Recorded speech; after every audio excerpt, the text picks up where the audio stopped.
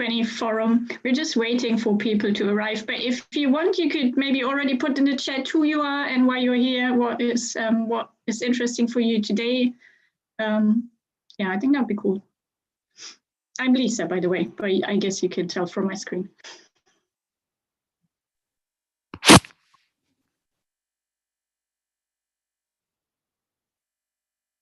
Oh, and we're live on YouTube now. Very good. Thank you, Simone. We're live on YouTube. So just so you know, we are going to be streaming this on YouTube as well, just to make sure that anyone that can't join the Zoom can still attend.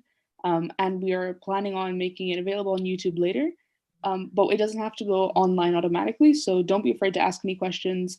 If you want to turn on your video to ask a question, that's completely fine. We won't upload anything without asking for your consent. So if you do, if you don't want to appear on the live stream and so on, just send me a message at CUSPE or whatever my name is, CUSPE admin, and we can make that happen. And in the meantime, if you guys want to, if you're attending, please turn off your video and mute yourself unless you're going to ask a question. And then if you, on the top right-hand corner, click on the gallery view, then you'll be able to see all the speakers together. And you can also, if you're seeing a bunch of gray boxes with people's names, then you can click on the 3 dots on the top right-hand corner of one of the boxes and turn off non-video participants. So that will mean that you'll only see the people with the videos on, and then you can see everyone that's speaking.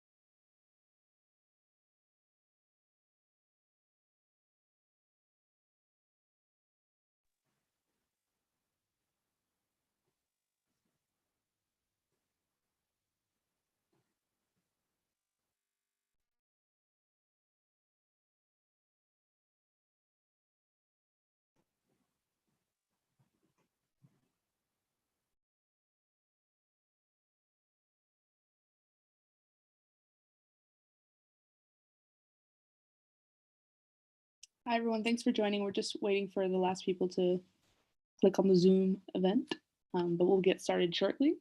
In the meantime, feel free to post anything that brought you specifically to this event on the chat, what you're hoping to get out of these talks, what you're interested in, what you're looking forward to, and any questions you might have.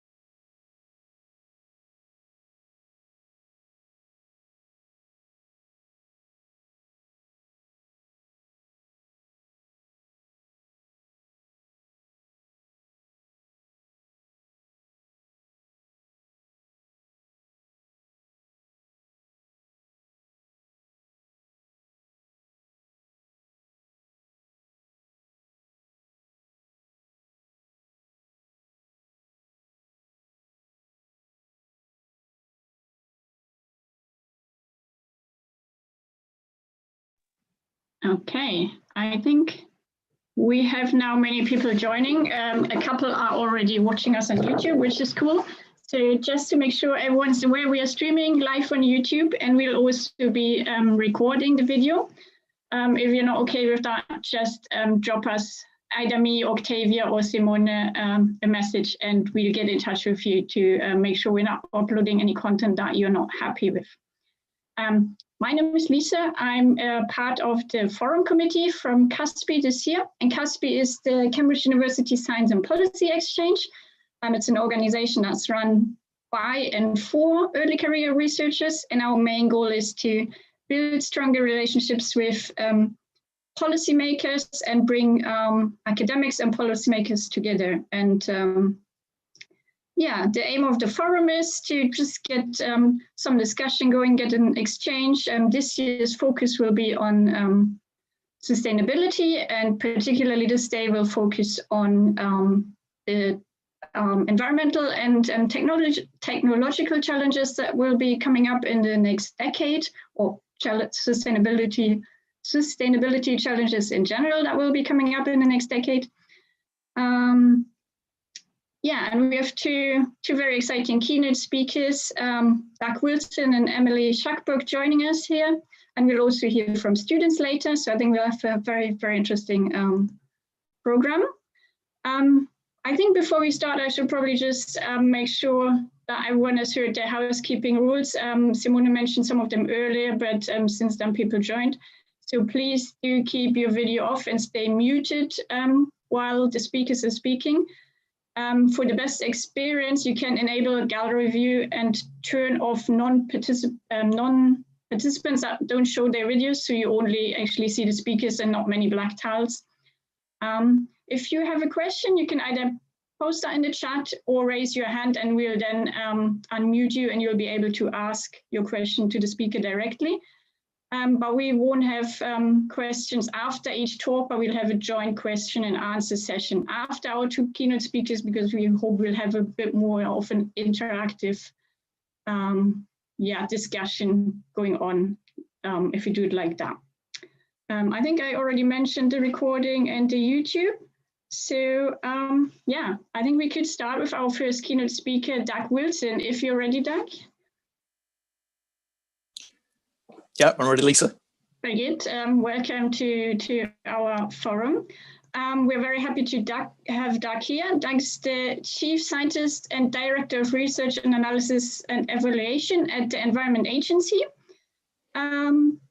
His role covers scientific research, innovation for environmental monitoring, evaluating interventions and assessing the state of the environment. And Doug is business lead for SAGE, and providing important information and scientific advice to the government during incidents. So he might be quite busy with some things at the moment. And yeah, I mean, I guess we'll hear what his work covers in detail. And I'm looking very much forward to your talk. Let me quickly share my screen with you.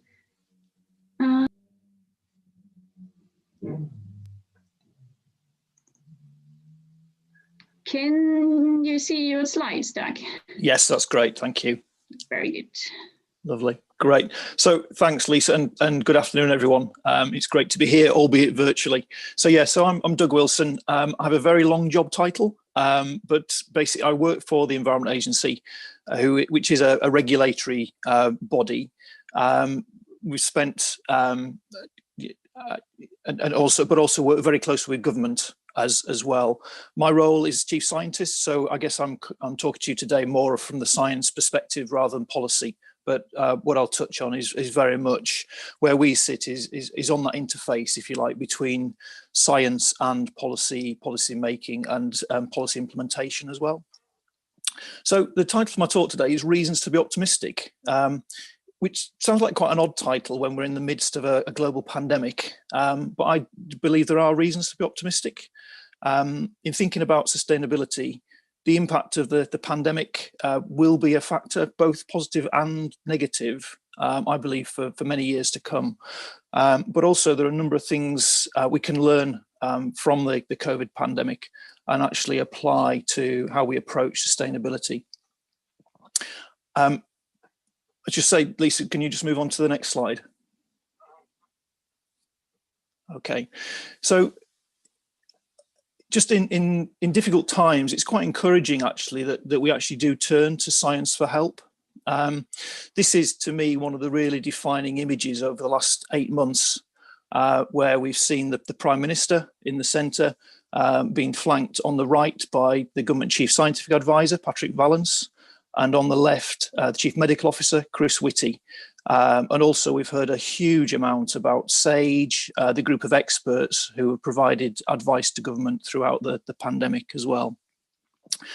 In pulling the talk together today, I found it very hard to kind of get beyond the pandemic and the kind of impacts of that. I guess partly because we're living this on a day-to-day basis, but also I spent almost the last 6 months actually working with the Government Office of Science team, who actually run and support SAGE.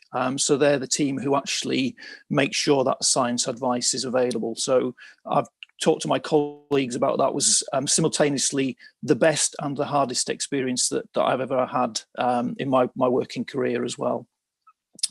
And whilst you can debate the extent to which the science has been followed as such, I think the fact is that science has really played a key role in informing pretty well every stage of the pandemic throughout from very early on in January, February, all the way through to now. But one of the really clear reflections on this is, for me, is that the need to be very clear around the distinction between science advice and then the decision-making processes around that as well. The science advice very clearly is for the scientists to do.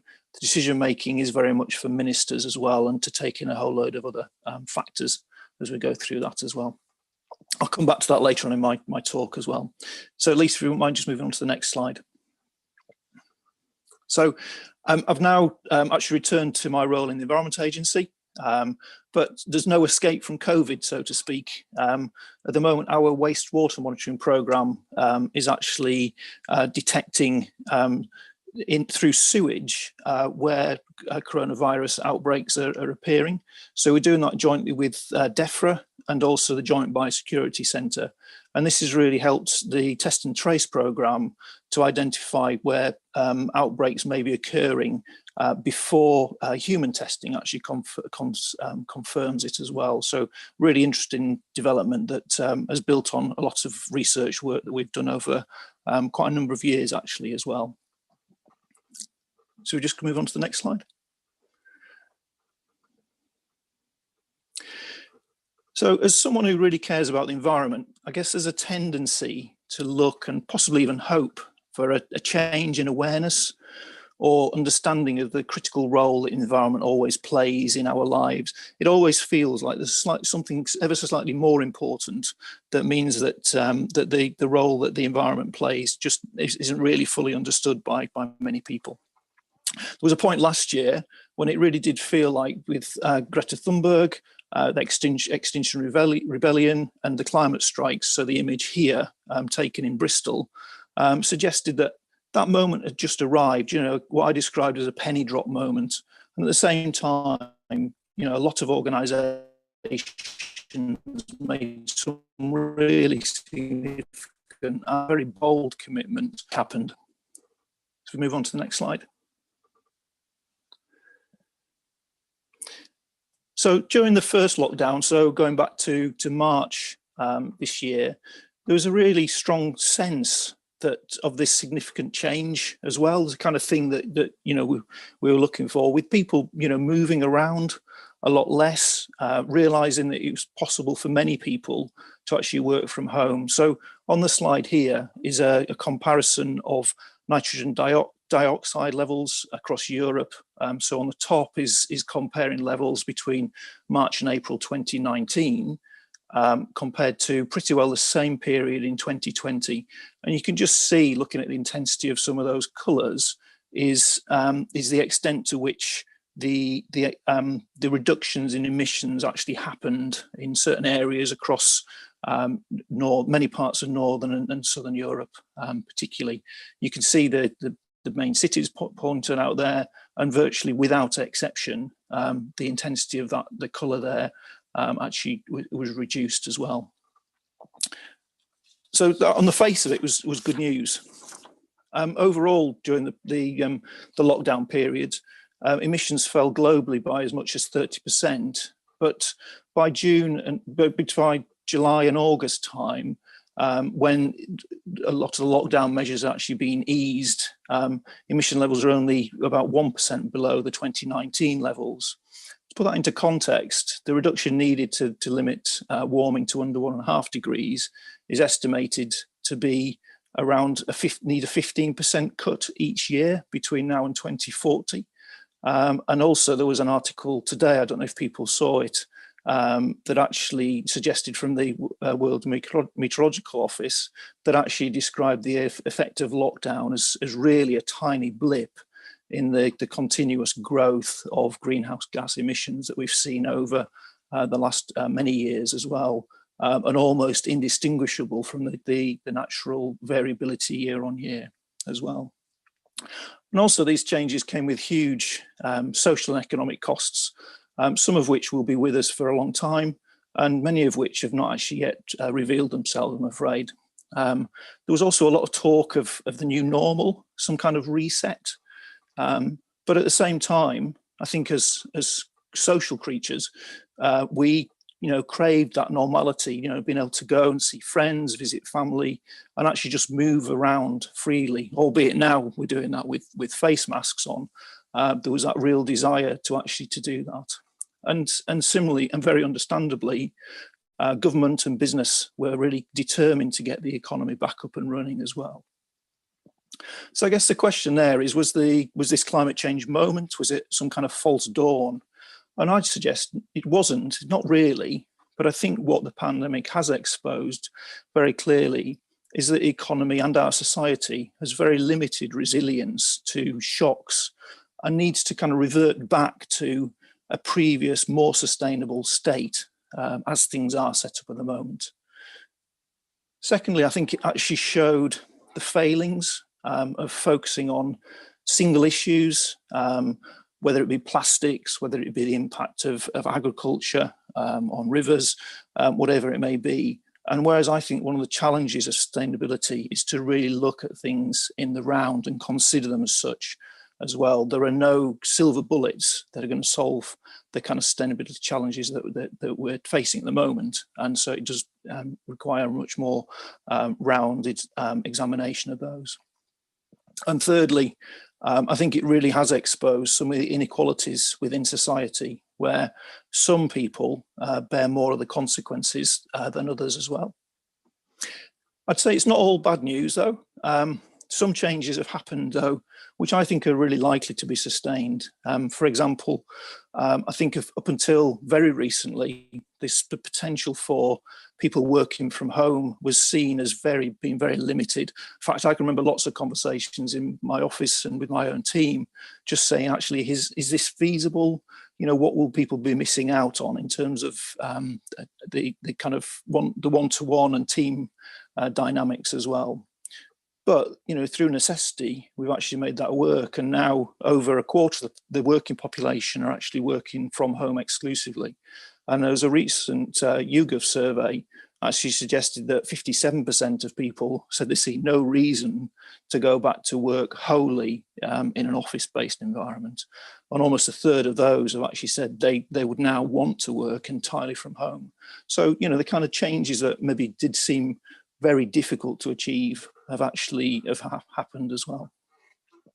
But underlying that, the sustainability challenges themselves are still very relevant. In fact, if not more so, having exposed some of those underlying tensions and inequalities as well. And I think also what the pandemic has shown is there's much more realization of the extent to which our own well-being is linked to a healthy environment. So we can just move on to the next slide. I'll give you a few examples of that. So just one example in terms of our changing climate. So in the last decade, it was recorded as one of the warmest on records. And within the Environment Agency, we're seeing it does feel like on a very frequent basis, rainfall records, either for very sustained wet periods or very dry periods, being broken on a very, very regular basis. which each of those will have impacts on food supplies, on the environment itself, biodiversity, water supplies, but then also human health as well. But at the same time, the government and the UK has committed to this net zero target by 2050. And within the Environment Agency, we've actually committed to something even more ambitious than that, to actually aim for net zero as an organisation by 2030, which is really requiring us, and it will other businesses as well, to really look fundamentally at how we operate and really act as a prompt for innovation in order to meet that really ambitious target. I'm sure we'll hear some more about that from Emily later on in her talk. The other bit, if we move on to the next slide, Lisa. The other area that really focuses our attention is around water availability. So we have responsibility to make sure there is sufficient water for water supplies, but also to balance that with the environment. And this is a graph which our chief executive referred to a little while ago as the jaws of death, whereby you end up with this crossover point between the amount of water that is actually available for use, i.e. the blue line reducing due to things like climate change, where we're expecting to see that in some rivers maybe having between 50 and 80% less water available during the summer. And then the red line, which is that increase in demand associated with population growth and a general increase in the amount of water that we expect to be provided as well. And so we're looking there at this crossover point within the next 15 years or so, where there will be a real challenge there in terms of actually making sure there's enough water available as well. Similarly on water quality, so rivers and bathing waters are in much better state than they were even 20 years ago, but there is a huge amount still to do, and we really recognise that as well. And as I say, balancing that with some of the development pressures as well is going to be critical. And then another subject close to my heart, which unfortunately often gets forgotten, is around soil, where over 20 million hectares of soil are at risk of erosion from intensive agriculture, where soil can lose between 40 and 60% of their organic carbon as well. And also it should be remembered that soils act as a great sink for carbon in itself. So our soils in the UK can store around 10 billion tonnes of carbon. So, somewhere that this is locked up, if that then isn't available, that's another pressure in terms of our climate and change there as well. And if we move on to the next slide. And then also in terms of biodiversity, I mean, let's not forget, we talk a lot about the climate crisis, but there is also a biodiversity crisis. A recent report by IQ Gardens on the state of the world's plants and fungi estimated that 2 in every 5 plant species are threatened with extinction.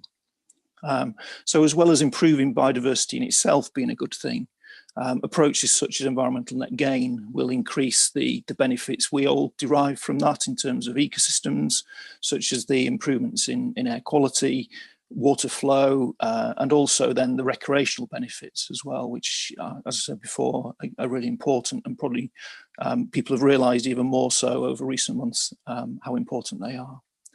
And also, I think the danger with this is maybe it's seen as a kind of an intractable global problem. But one of the areas that we're very focused on is actually the impact of invasive species in this country, which can disrupt our own native biodiversity, and one of the biggest threats to biodiversity loss. And it does feel, unfortunately, that every year we find a new and previously unrecorded invasive species as well, which will all threaten and disrupt the ecosystems that we all depend on. Okay, so we'll just move on to the next slide. So I'd just like to spend the last few minutes talking about human health and environmental inequalities. As I mentioned before, I think the pandemic has really exposed some of those inequalities, but also I think made it very clear the extent to which our health is actually linked with the environment as well. So this is an image taken from a report that we produced earlier this year on the state of the environment related to health. The actual image itself is from some work done in 2006 by Hugh Barton and Marcus Grant, where they looked at a health map for cities. So in here, what they've identified are the particular factors which ultimately determine the well-being of people. It's focused on cities and hence the tag of neighbourhoods, but actually it works very well in a much broader context as well. And the reason I'm showing you this is it actually brings together that whole range of factors that actually contribute to sustainability. So with people in the centre, but actually recognises around that, you know, the benefits of the local economy, but also the built and natural environment as well, and the fact that these all fit together as broader influences on what, in the end of the day, makes a healthy and good place to actually live as well. So just to give a few examples there, air pollution is recognised as the single biggest environmental threat to health in the UK, and actually mental health conditions are increasing that we're seeing that can be affected by pollution and actually broader climate change as well. And what we find very often is that exposure to pollution and access to the natural environment are very often inversely related, i.e. people in most polluted areas also have the least access to clean green spaces at the same time. We also know from work that we've done on flooding that it can cause very serious and significant mental health impacts as well. In some cases, equivalent to people being caught up in a terrorist attack with long-term post-traumatic stress disorder actually not being uncommon. And there are also very close links there with social deprivation as well. We're actually currently working to ensure that those kind of impacts are actually included in the appraisal of our flood defence schemes. So actually that they can really be taken into account, probably much more so as well. And the final thing to say on that is that there are, I think, really good opportunities to improve health through the choices that are made, both in our role as a regulator, but also working with businesses as well. And just to make sure that the contribution and the link between healthy, accessible environments is really understood as well, rather than just seeing the environment in a particular compartment and then people somewhere slightly separately. Okay, so what does that mean? All that for science and policy. I guess at the end, all environmental challenges, many of which I've described now, can be met by putting greater amounts of science and evidence at the heart of them as well. I guess I would say that in my role, wouldn't I? But also making sure that the changes are valued and sustained and actually become part of our everyday life as well. And although very often these are described as environmental challenges, in reality, very many of them, if not all, are sustainability challenges as well. Whether it's around adaptation to climate change, the transition to a low carbon economy, or ensuring that there's plenty of water to meet both our needs and those of businesses, etc. as well.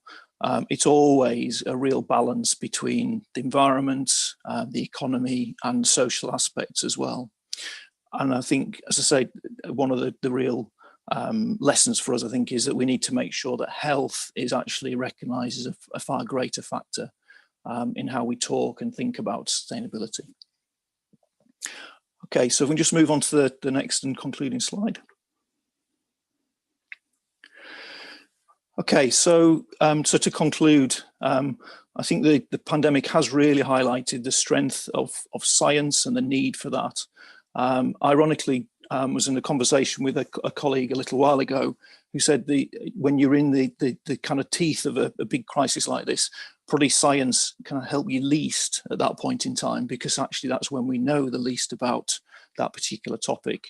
But one of the benefits of science is actually, it does develop and really, with a clear impetus, will actually define it, develop itself as well. I think that just to draw out a couple of the points here. So I think one of the key things, as I said, is to be really clear about that distinction and the relationship between science advice and the people giving that advice and the decision maker as well. I think we need to be really clear about the limitations of science and maybe where judgments are needed as such. But also as scientists, we need to be willing to actually engage, not just in scientific debate, but also more widely with others as well.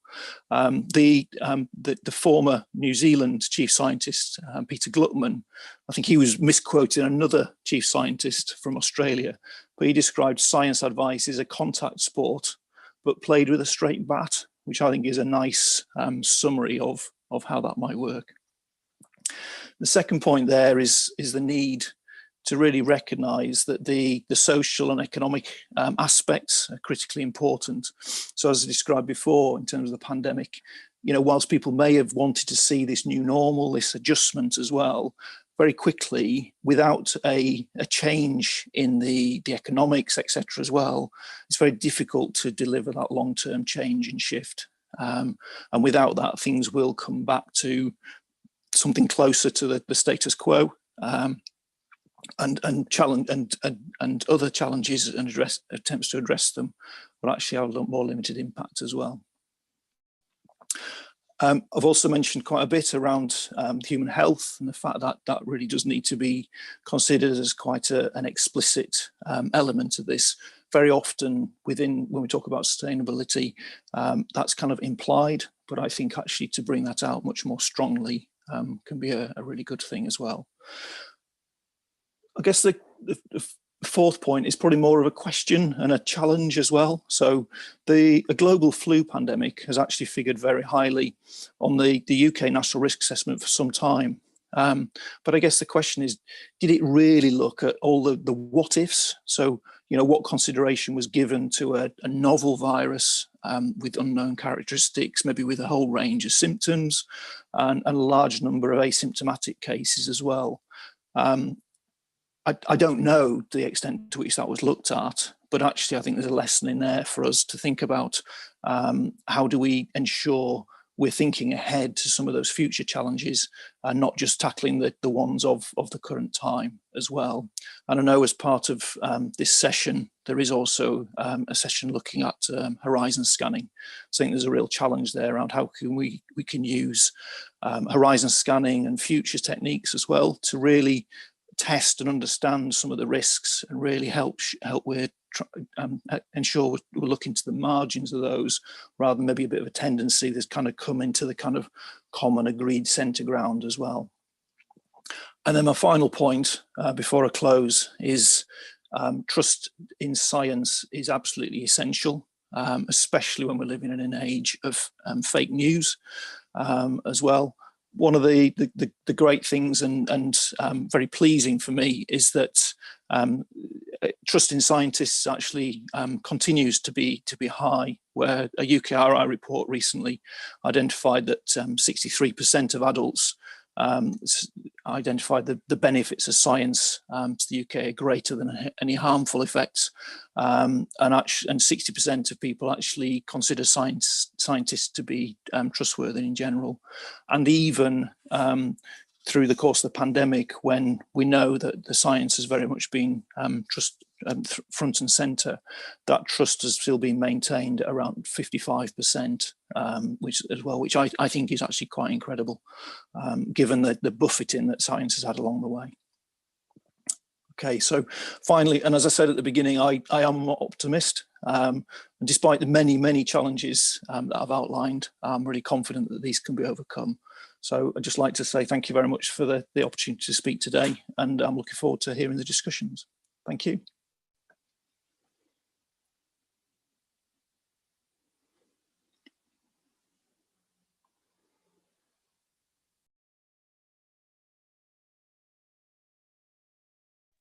Yeah, thank you very much, Doug. That was a very interesting talk. As I said in the beginning, we'd have the questions later together with the questions after Emily's talk. I certainly have a few. If the audience has some already, either post them in the chat now and we'll address them later, or write them down. I don't know. Don't forget about them. We'll address them in a couple of minutes. Cool. In that case, I'd say we move on to our second keynote speaker, which is Emily Shuckburgh. Yeah, she's here. Very good. Emily, sorry, there we go. Emily is the director of Cambridge Zero, as many people might know, and she is working in environmental data science at the Department of Computer Science and Technology, and she's a mathematician and climate scientist by training and a fellow of Darwin College. She leads the UKRI Centre for Doctoral Training on the application of artificial intelligence to the study of environmental risks, and has also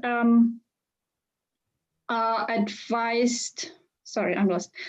She led the UK National Research Programme on the Southern Ocean and its role on climate. So she has quite a lot of relevant experience for sustainability questions that we'll be discussing in our forum. And yeah, I don't know exactly what the talk today will be about, but I'm looking forward to it. Emily, are you able to share your slides? Do you have slides? Yes, I will do. If I can find them, here we go. Very good, cool. In that case, I'm not needed anymore. Excellent. So well, it's really a pleasure to speak to you all. Well, I guess it's this evening now, isn't it? So what I thought I would talk about is a report that we put out from Cambridge Zero a couple of weeks ago called A Blueprint for a Green Future. But before I dive into it, if I just explain a little bit about where this came from. So Cambridge Zero was an initiative that was launched almost exactly a year ago by the university, which is really aiming to bring together all the university's resources towards helping to support a zero carbon future. And one of the elements that we have put in place as part of that is the Cambridge Zero Policy Forum, which we have constituted in collaboration with the Centre for Science and Policy. And that Cambridge Zero Policy Forum is undertaking a number of different activities. We've run specific policy workshops on particular topic areas. So we had a policy workshop, for example, looking at soils and policy around soils, which we were actually, I think it was just at the start of the first lockdown. So we had to do that all virtually. But another thing that we've been doing, which was a big activity over the course of quite a number of months, was looking to bring together the multidisciplinary expertise across Cambridge to help write a large report on what a green future might what we might want it to look like. And in particular, we're thinking about that in the context of recovering from the current coronavirus pandemic and the impact that that's had on global economies. And this report it was looking very much from a UK perspective, but we were hoping that many of the lessons or many of the points that were made in it would be applicable more generally. So if I think you'll find as I'm talking through this that many of the issues that Doug has just been raising in his presentation are also pertinent to this discussion as well. And you'll recognise a number of them, and not least recognise this very initial framing. So the context in which we were writing this report was very much that if we are to recover from the current pandemic in a way that shapes a more resilient, more sustainable future, then we need to also tackle head on the other challenges, many of which Doug alluded to in his presentation, of social inequality, both within this country and internationally, of the threats to biodiversity, in particular the extinction of species, and Doug gave some examples of that. There was also a report that came out, I think it was just over a year ago now, at a global scale, which pointed to 1 million species being at risk of extinction in the coming decades. And then, of course, the threat posed by climate change. And so just to I'm not going to, do anything other than put this one graph up to emphasize the scale and the urgency of the response to those threats. And this one is looking in particular at climate change. And this shows what the emissions of carbon dioxide over recent decades have been globally. And you can see in the white dots the steady increase year on year in emissions. As a result of global lockdowns and the impact that that has had on global economies, it's likely that the emissions for 2020 will be slightly reduced, but only a tiny blip in the ocean compared to the scale of reductions that are required by 2050 if we are to have a reasonable chance of limiting temperature rise. And the ambition is to limit temperature rise to 1.5 degrees of warming compared to pre-industrial times, to 150 years ago or so. We're currently at just over 1 degree of warming. So that's the sort of scale. And we're already seeing the impacts of climate change around the world in terms of extreme weather events, whether that's heat waves that we saw record temperatures in Cambridge last summer, the highest temperatures ever recorded in the UK, or the sort of flooding events that Doug spoke about in his presentation, with all those knock-on impacts he was describing in terms of health and mental health that can result as a consequence of that. And of course, we've been seeing images of wildfires around the world, particularly in California and Australia in recent times as well. So this is, I think this plot more than anything shows that, really it is decisions that are made today that are going to be necessary if we are to get on this pathway to limit future climate change. So when we decided to write this report on a green recovery, then we focused it around 6 different lenses, and I'll describe some of the findings through each of these different lenses. We were looking very much from the economic perspective and what was required in order to support and stimulate a green economy. We looked at it from a broader societal perspective, in particular in that context of growing social inequalities. How can we respond and create a society that is both more just and equal, but also more sustainable? We looked at the different technological options that are available and their level of readiness, what was needed in order to progress those technological options. We looked at infrastructure, and similarly, what's needed in order to support the infrastructure that's going to be needed to deliver a green recovery. We look specifically at nature, and so in particular at supporting sustainable agriculture, but also how we can look to nature itself to provide solutions to climate change. And then we commented a little bit on the international dimension. And if you're interested in reading the full report, then if you go to the Cambridge Zero website, then you can follow a link and you can download the full report, and be very interested in hearing anybody's thoughts associated with it. So let me dive in and give you a sense of some of the key findings from the report. And the way that we organized this was for each of those different 6 themes that I described, we pulled out from our discussions a number of, if you like, key actions that we were recommending out of those chapters, and so that's what I've highlighted. Here.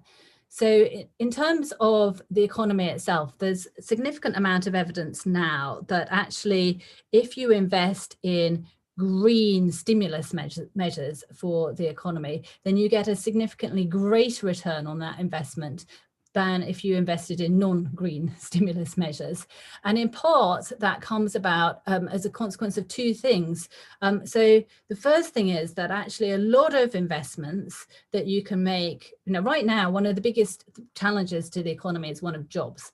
And there's a lot of investments that you can make related to green things that can help support jobs in the short term. And that has a significant benefit in terms of the returns on that investment. But the second thing is that you can also invest in things that have a very significant long-term impact. And in particular, if you're also investing in the infrastructure that's going to be more sustainable and more resilient in the longer term, and is going to be setting us up both then with the jobs and with the infrastructure for the future, then you get not only a short-term impact, but also a long-term impact as well. So there's a strong sense in which actually investing in green things makes good economic sense as well. And of course, we've seen in the last week the government's 10-point plan, which we can discuss whether or not that goes far enough, but at least it's a step in that direction. And there's in this country, a broad political consensus, I think now, that actually it does really make sense to be investing in these green measures as we move and look forward to the future. So what are some of our recommendations here?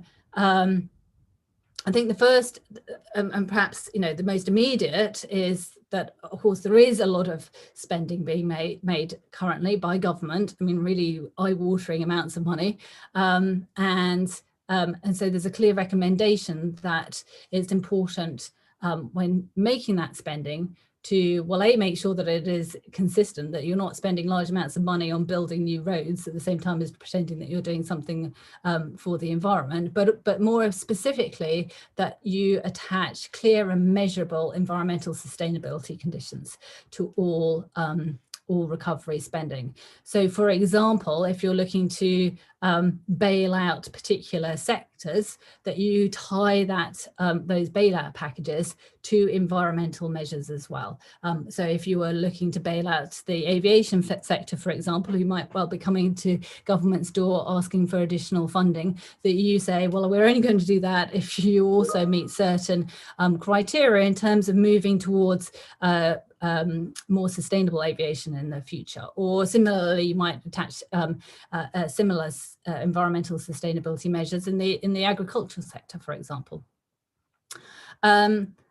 The second point that we have here is almost a broader point still, which is that we traditionally use GDP as the primary measure of prosperity.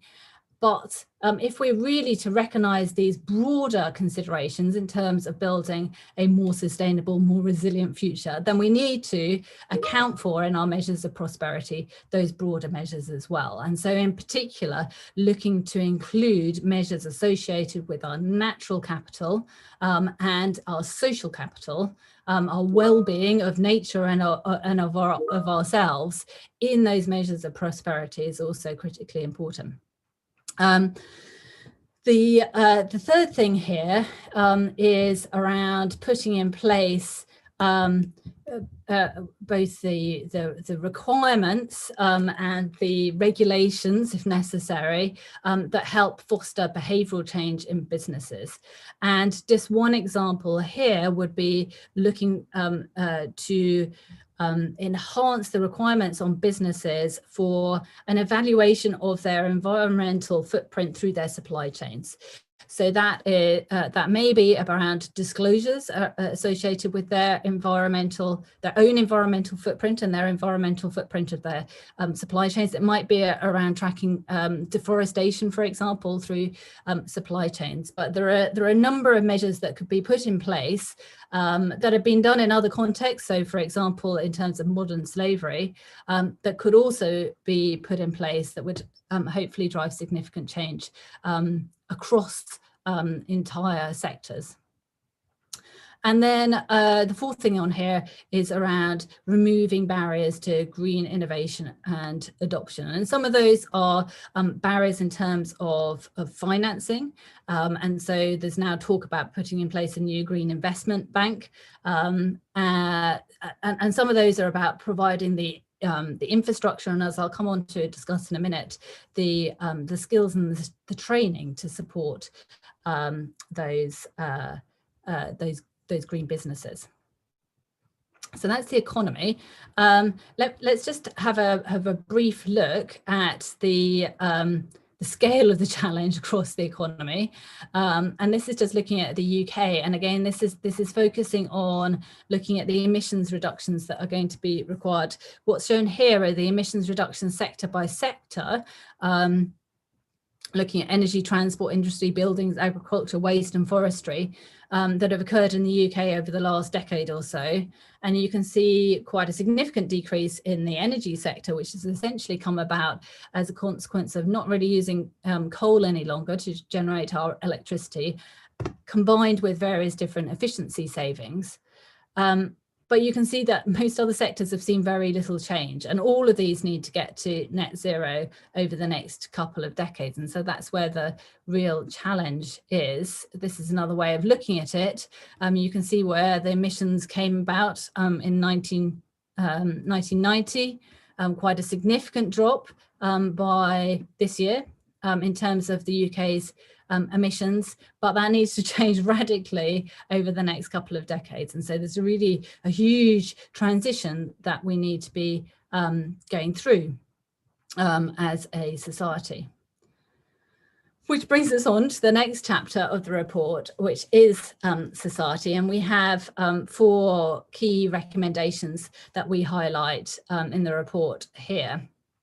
The first is to establish a net zero delivery board. And the idea here is that across all those different sectors that I just described of a society, which or of the economy, which cut through many different sectors of society, many different government departments, both national government and local government, the public sector and the private sector, unless we have some sort of coordinating body to try to help come up with a plan and keep to that plan, then it's going to be very difficult to achieve. And the idea here is that maybe we could look to how the London 2012 Olympics were delivered, which was essentially a very complex project that was delivered on time because it had to be, and did similarly involve multiple different organisations. Part of the reason that was a success was precisely because there was a delivery board that was constituted. And so maybe coming up with a similar kind of delivery board would help promote a more holistic approach to delivering net zero across government departments, agencies and into local government as well. And that would need to be supported by a specific net zero fund. And that net zero fund, because so much of the implementation in this country of net zero is going to be down at a local level, then that net zero fund would have to help support the implementation of net zero at a local level. But then thinking back to the earlier comments that I made about how all this needs to be in a context of also helping to support a reduction in social inequalities, you can see how you might want to start to direct some of that local funding in ways that also help reduce those regional inequalities. The third point I have on here, is an obvious one, but it's around facilitating the creation of green jobs. But those green jobs, just thinking back to the point that I just made about reducing inequalities, could be targeted at particularly those regions of the country that are most suffering in terms of job losses. And there are quite a number of projects that we highlight. Just one of them is looking again at the idea of creating a barrage in the Swansea Bay area as part of a renewable energy project that was discarded a year or so ago, a couple of years ago, on the basis of a value for money argument primarily. But actually, if you really looked at that and looked at it with slightly broader assessment criteria, it could bring a large number of jobs to a region that is currently very deprived. And you might reconsider and reevaluate whether or not actually with a broader set of criteria, you might think that that was a good project to invest in. And that's just one of a very large number that you could look at. And the fourth thing here that we have here is around the education and training side of this, that this is an opportunity to look at the education and skills training that we're providing, to recognize that actually as we move through the coming decades and look to support a more a society that's more in harmony with our environment, that we need to ensure that we have the right educational and skills training in order to be able to support that. Right, the next chapter is focused around technology, and so in this chapter we reviewed the key technologies and their state of readiness associated with, in particular, achieving net zero. And that slide that I just showed of all the different sectors of the economy which are required to reach net zero, in each of them there are exciting opportunities in terms of the technologies that can be developed and deployed, but of course we need the right structures in order to support them. There's a suggestion of having a focused national R&D program that's specifically looking at zero carbon energy generation and storage technologies, which are critical to delivering net zero. Looking at transforming construction regulations and practices, because our built environment is a substantial contributor to our emissions.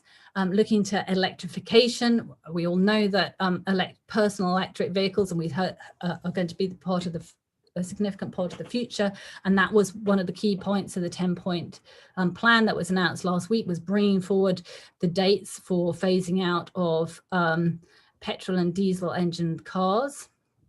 And then our final point on here is around greenhouse gas removal technologies. And again, that's seen government announcements recently to look at not just the research and development, but also critically the governance and the public engagement around greenhouse gas removal technologies. So technologies or indeed using nature itself to look to see how we can remove carbon dioxide or other greenhouse gases from the atmosphere and bring down concentrations of those gases in the atmosphere. And this is just a slide that highlights some of the opportunities, indeed the examples of research within Cambridge that are advancing each of those different areas of the economy through within which we need to substantially reduce our emissions. So whether that's looking at how we can decarbonize our heavy freight in terms of transport or our aviation, whether we can look at, there's an example here from the chemistry department looking at starting to develop artificial photosynthesis to develop synthetic fuels, looking at green chemistry in order to support some of the very hard to decarbonize parts of industry, looking at how we can develop natural construction materials to replace the use of heavy emitting cement and steel in our construction, looking at how we can develop more sustainable agriculture, or supporting a more circular economy and reducing waste. The next chapter of the report is around infrastructure. And here we had a number of recommendations. One of the key recommendations that we have, and this really cross-cuts the whole report, and you might, when I say it, you'll see the connections through to some of the things I've already said. But one of the most important things on infrastructure is to adopt a whole system approach to assessment of infrastructure. And that's probably true across not just infrastructure, but other areas as well. It's part of the reason we were recommending that setting up a net zero delivery board. And in particular, to look at the whole life view of infrastructure and the built environment in terms of assessing its environmental footprint. Feeding into that is the idea of needing to quantify both embodied and lifetime emissions as part of construction projects, and to develop the appropriate regulations associated with that. And the third point on here, one of the hardest questions in terms of the UK reaching net zero is working out how we modify all our homes to reduce or eliminate carbon emissions from heating and cooling of our homes. And that's been a tricky problem that many governments have tried and to date have largely failed in terms of trying to achieve. And then, of course, I've already mentioned the challenges of decarbonising our transport systems. And one of the things that we've been trying to do, and it is presented in the report, is look to see how we can do a careful assessment of the different options to evaluate just quantitatively which are the better options to go for. And this is looking at two different potential options in terms of future heating, whether we go down the route of using hydrogen or whether we go down the route of using heat pumps, and evaluating which, from an efficiency perspective, makes most sense. And on this example, heat pumps come out significantly more efficient compared to hydrogen. And you can do the similar sort of analysis in terms of transport as well, and that's all presented in the report. So the fifth chapter of the report is about nature. And as I described, there's two elements of this that are highlighted in the report. The first is looking at what is called nature-based solutions to climate change. This is ways in which we could look to, for example, restore aspects of nature that would also have benefits for climate itself as well. That might be in terms of reducing emissions, but it might also be in terms of increasing resilience to future climate change. But those do need to be designed carefully. It can't be just about planting trees for the sake of planting trees, because unless you plant the right trees in the right places, you're not helping to support biodiversity. In fact, you could have very negative consequences instead of positive ones. We suggest the creation, and a number of other organisations have been calling for this, a new a national nature service that could provide a significant number of new jobs, but also help to support nature, not just in terms of the sort of nature-based solutions that I've just described, but also thinking back to some of the things Doug was saying in his presentation. It's it's so clear that there is a strong connection between people's well-being and the availability, for example, of green spaces for them to enjoy. And so you start to get these, set of positive benefits that are self-reinforcing associated with that. Then obviously the other big thing that we're going through at the moment is Brexit, and that is requiring an overhaul of policies and incentives associated with agriculture and rural development. And so now is an opportunity to look at that in a ways that will better support our climate and environment into the future. And the fourth thing on here is more generally about looking at sustainable food production. There are eye-watering amounts of waste in the food system, all the way from the farm right the way through to our plates, and looking at again at a system-wide basis how to reduce that waste could have a significant climate impact, as well as promoting healthier diets. So that connection between climate, environment and health coming up yet again. And then the very final thing that we had in the report was a short discussion of the international dimensions associated with all of this. That showing leadership around this provides a real opportunity for the UK, especially as we're coming, looking to new international alliances in a post-Brexit world.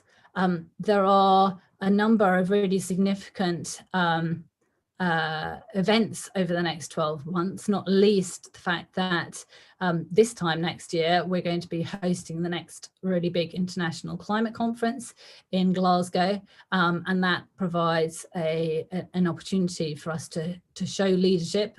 So much of that international conference is going to be looking at well, not only countries and sectors' responses to climate change, but naturally we'll also be looking at how countries of the world do all look to recover from the current pandemic. And so we point to a number of opportunities within that international framework where the UK could be taking significant leadership. So there you go. That's a lot of different things, and I hope that if what my presentation has done, if anything, is just given you a sense of how many different dimensions there are, bringing together economists and engineers and scientists and conservationists and many other disciplines together in terms of thinking through how you would put together a comprehensive policy plan, policy framework with the funding and the institutions and the infrastructure required to help support a greener future.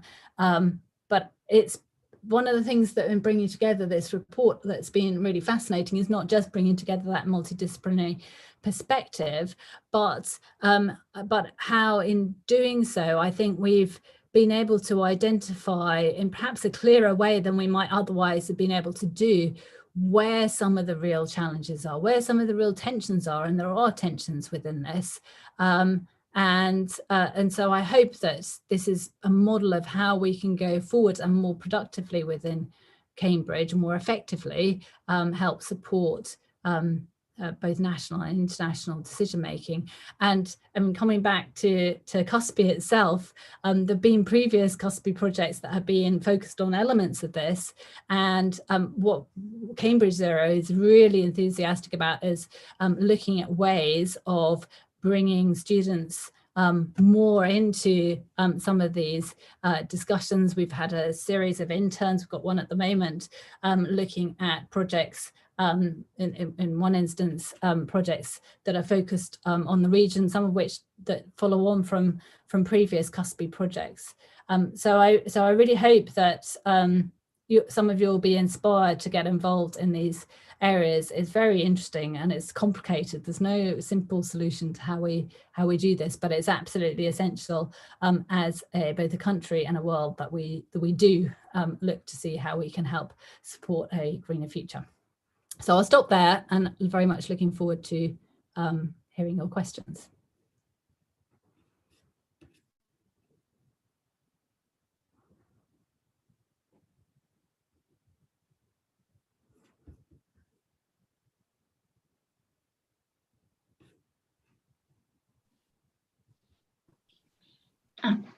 I'm unmuted now. Okay, cool. Thank you, Emily. That was very interesting. I think we already have questions coming up in the chat. Maybe Octavia or Simone, could you monitor them? Because some of them are really long, like this one seems like a page long. I try to... here, question for both. Both of you mentioned the impact of the coronavirus on global emissions was a very negligible drop when compared to annual increases, and that it didn't go anywhere near the required 8 to 15% reduction for the 1.5 degrees target. If such dramatic and devastating event has resulted in such tiny impact, what does this mean in the context of us modifying our behavior to reduce emission and meet the targets? The question goes on, but I think maybe we can already maybe talk about that here. Yeah, I mean, so I think part is, if we've all been through a global lockdown and that hasn't had a major impact on, or not the scale of impact that's required in terms of emissions, or what hope do we have?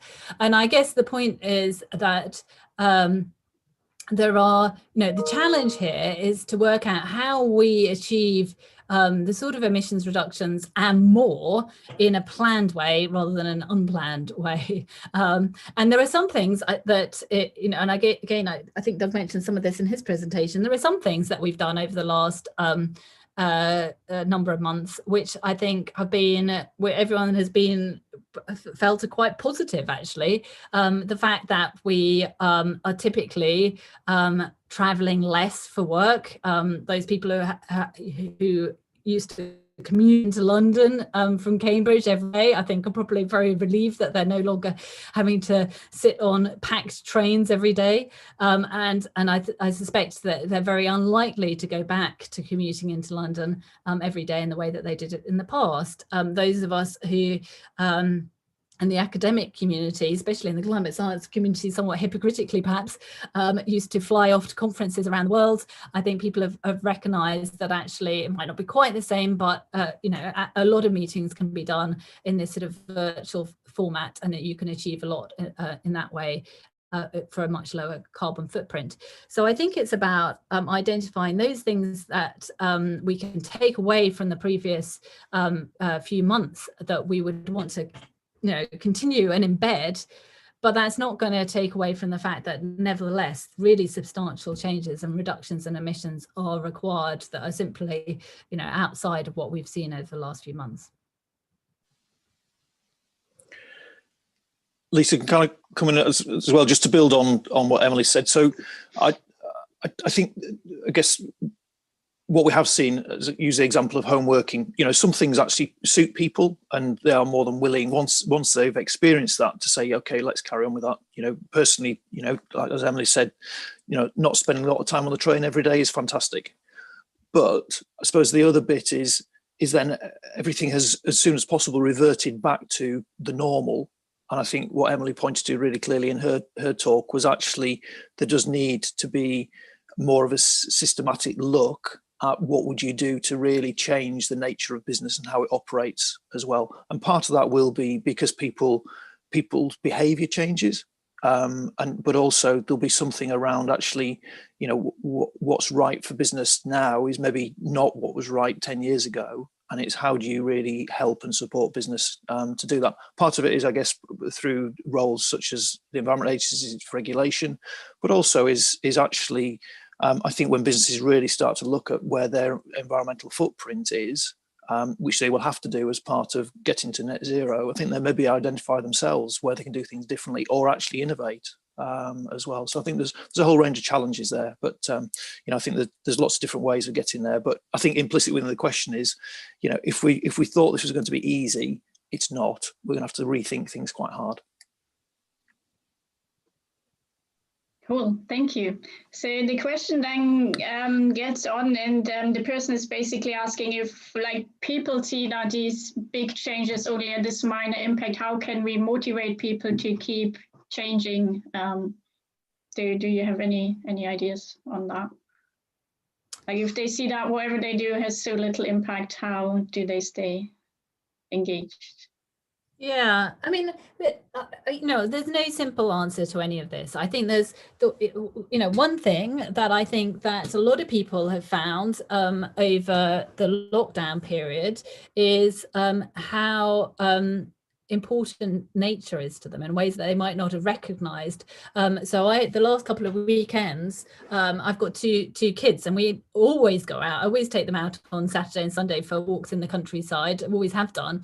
And I've been astounded the last couple of weekends that whenever we've gone out to the places that we always go to, there's suddenly lines and lines and lines of cars parked. No, I mean, an order of magnitude more people than there ordinarily are. I suspect because, you know, normally perhaps those people are all in the high streets on Saturday and Sunday, and instead they've decided to go out to the countryside instead. But the fact that people are going out into the countryside, maybe they shouldn't be driving out there, but anyway, the fact that they are, and they're going out and enjoying and appreciating the countryside to an extent that they haven't done previously.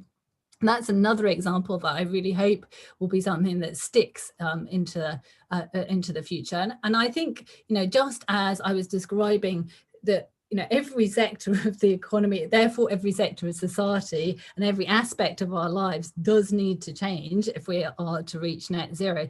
There's no simple solution to this, but it is about looking at each different aspect and seeing where we can be making a difference.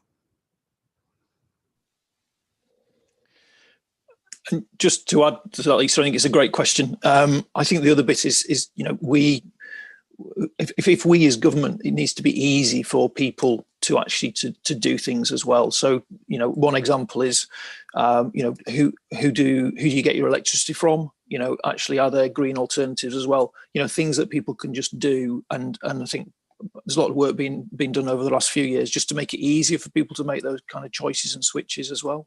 But I think also then, you know, opportunities around transport as well, you know, I think another great ones as well. How do we move around? I think really question that as well. I always think of Cambridge as being a great example because, you know, wherever I've been there, people on bikes and things as well. But as Emily says, people very, very often need to go out to the countryside, need to get in a car as well. So how do you make it easier for people to move around in a way that's much more sustainable? Cool, thank you both. Yeah, as Emily said, it's very complex. It's a very interesting question as well.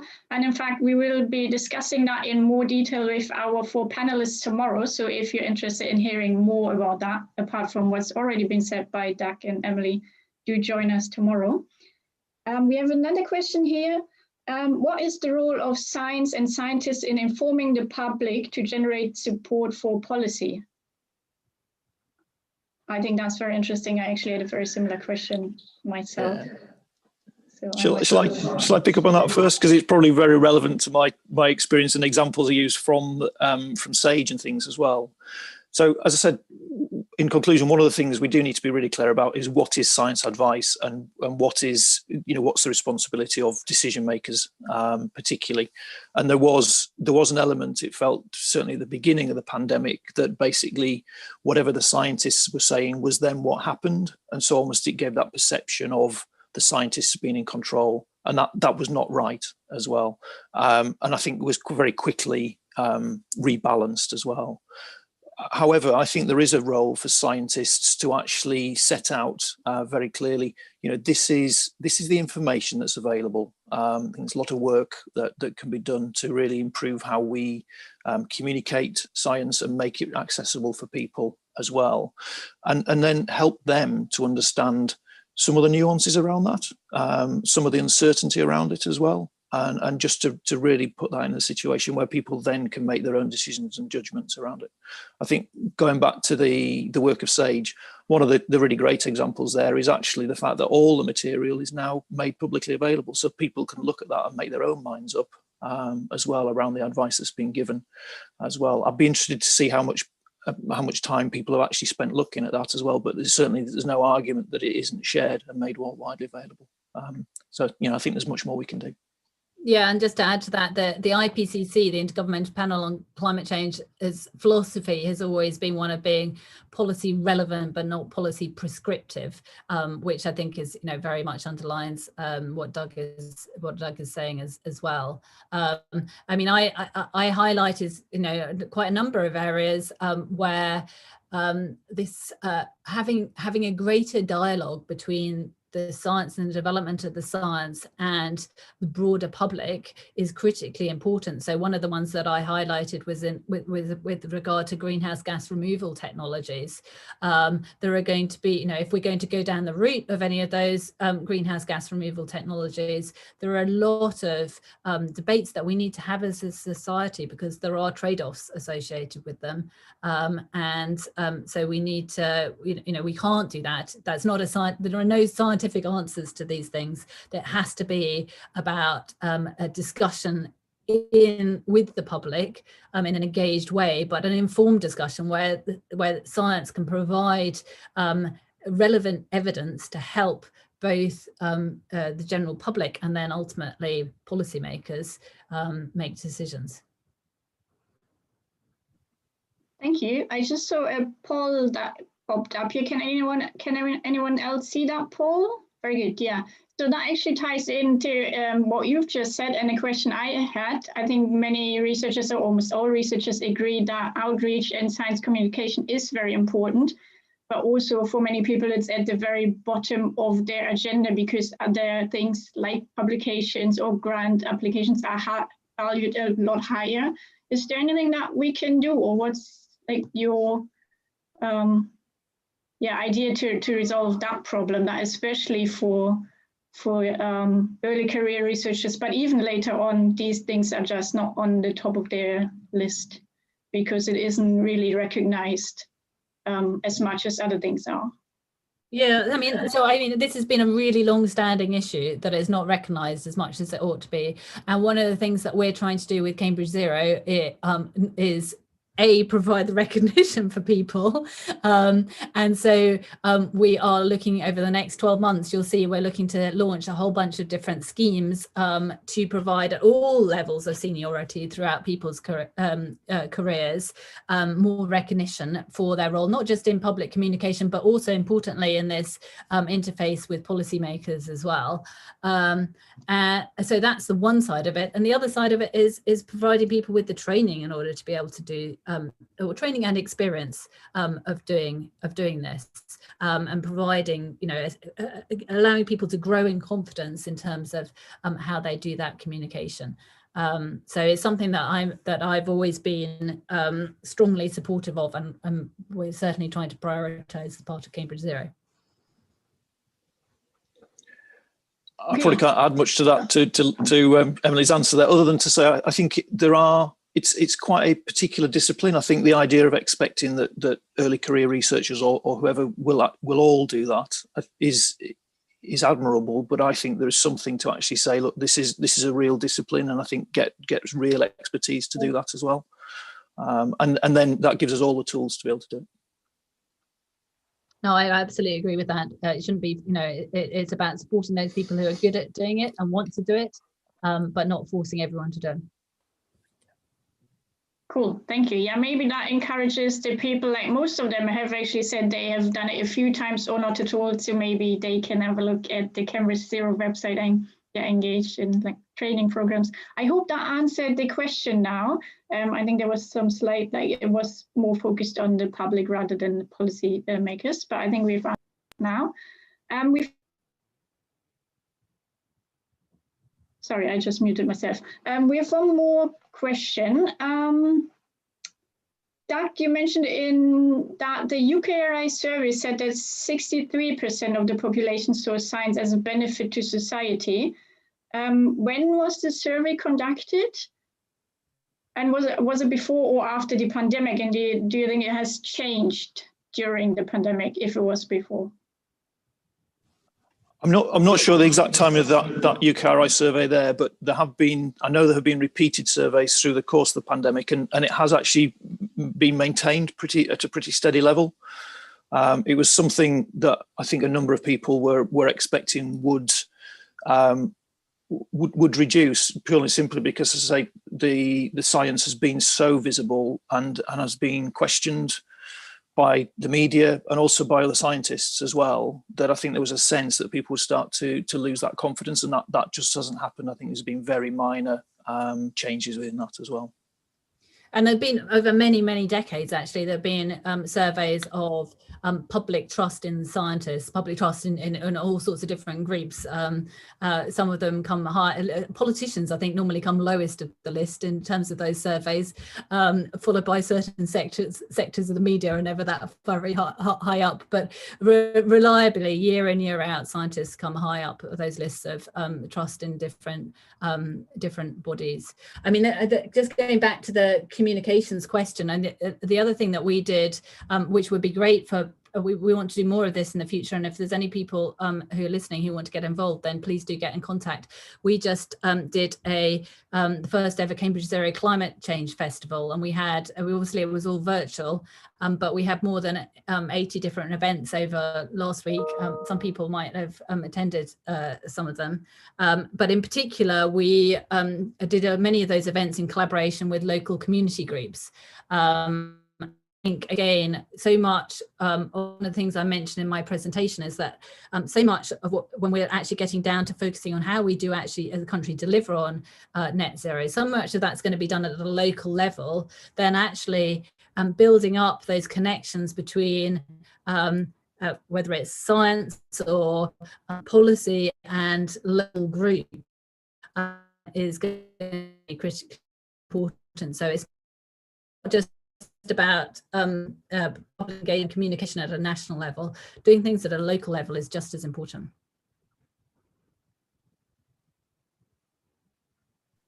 Sorry. Yeah, that would have been my final question, actually. The local versus global level, obviously both is important and we need to tackle both.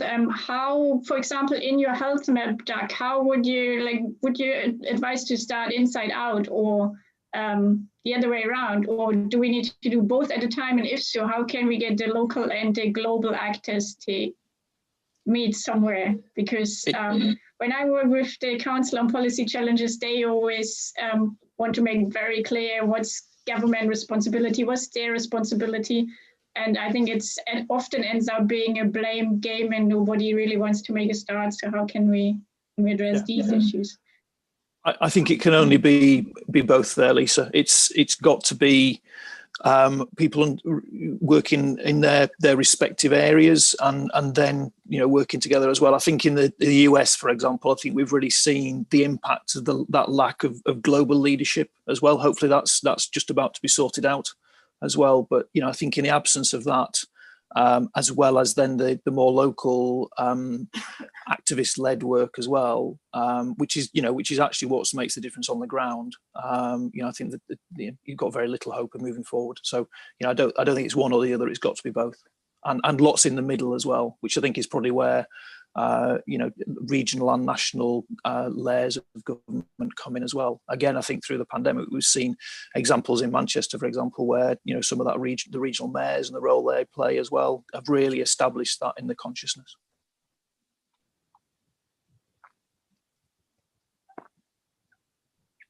Okay, cool. Thank you.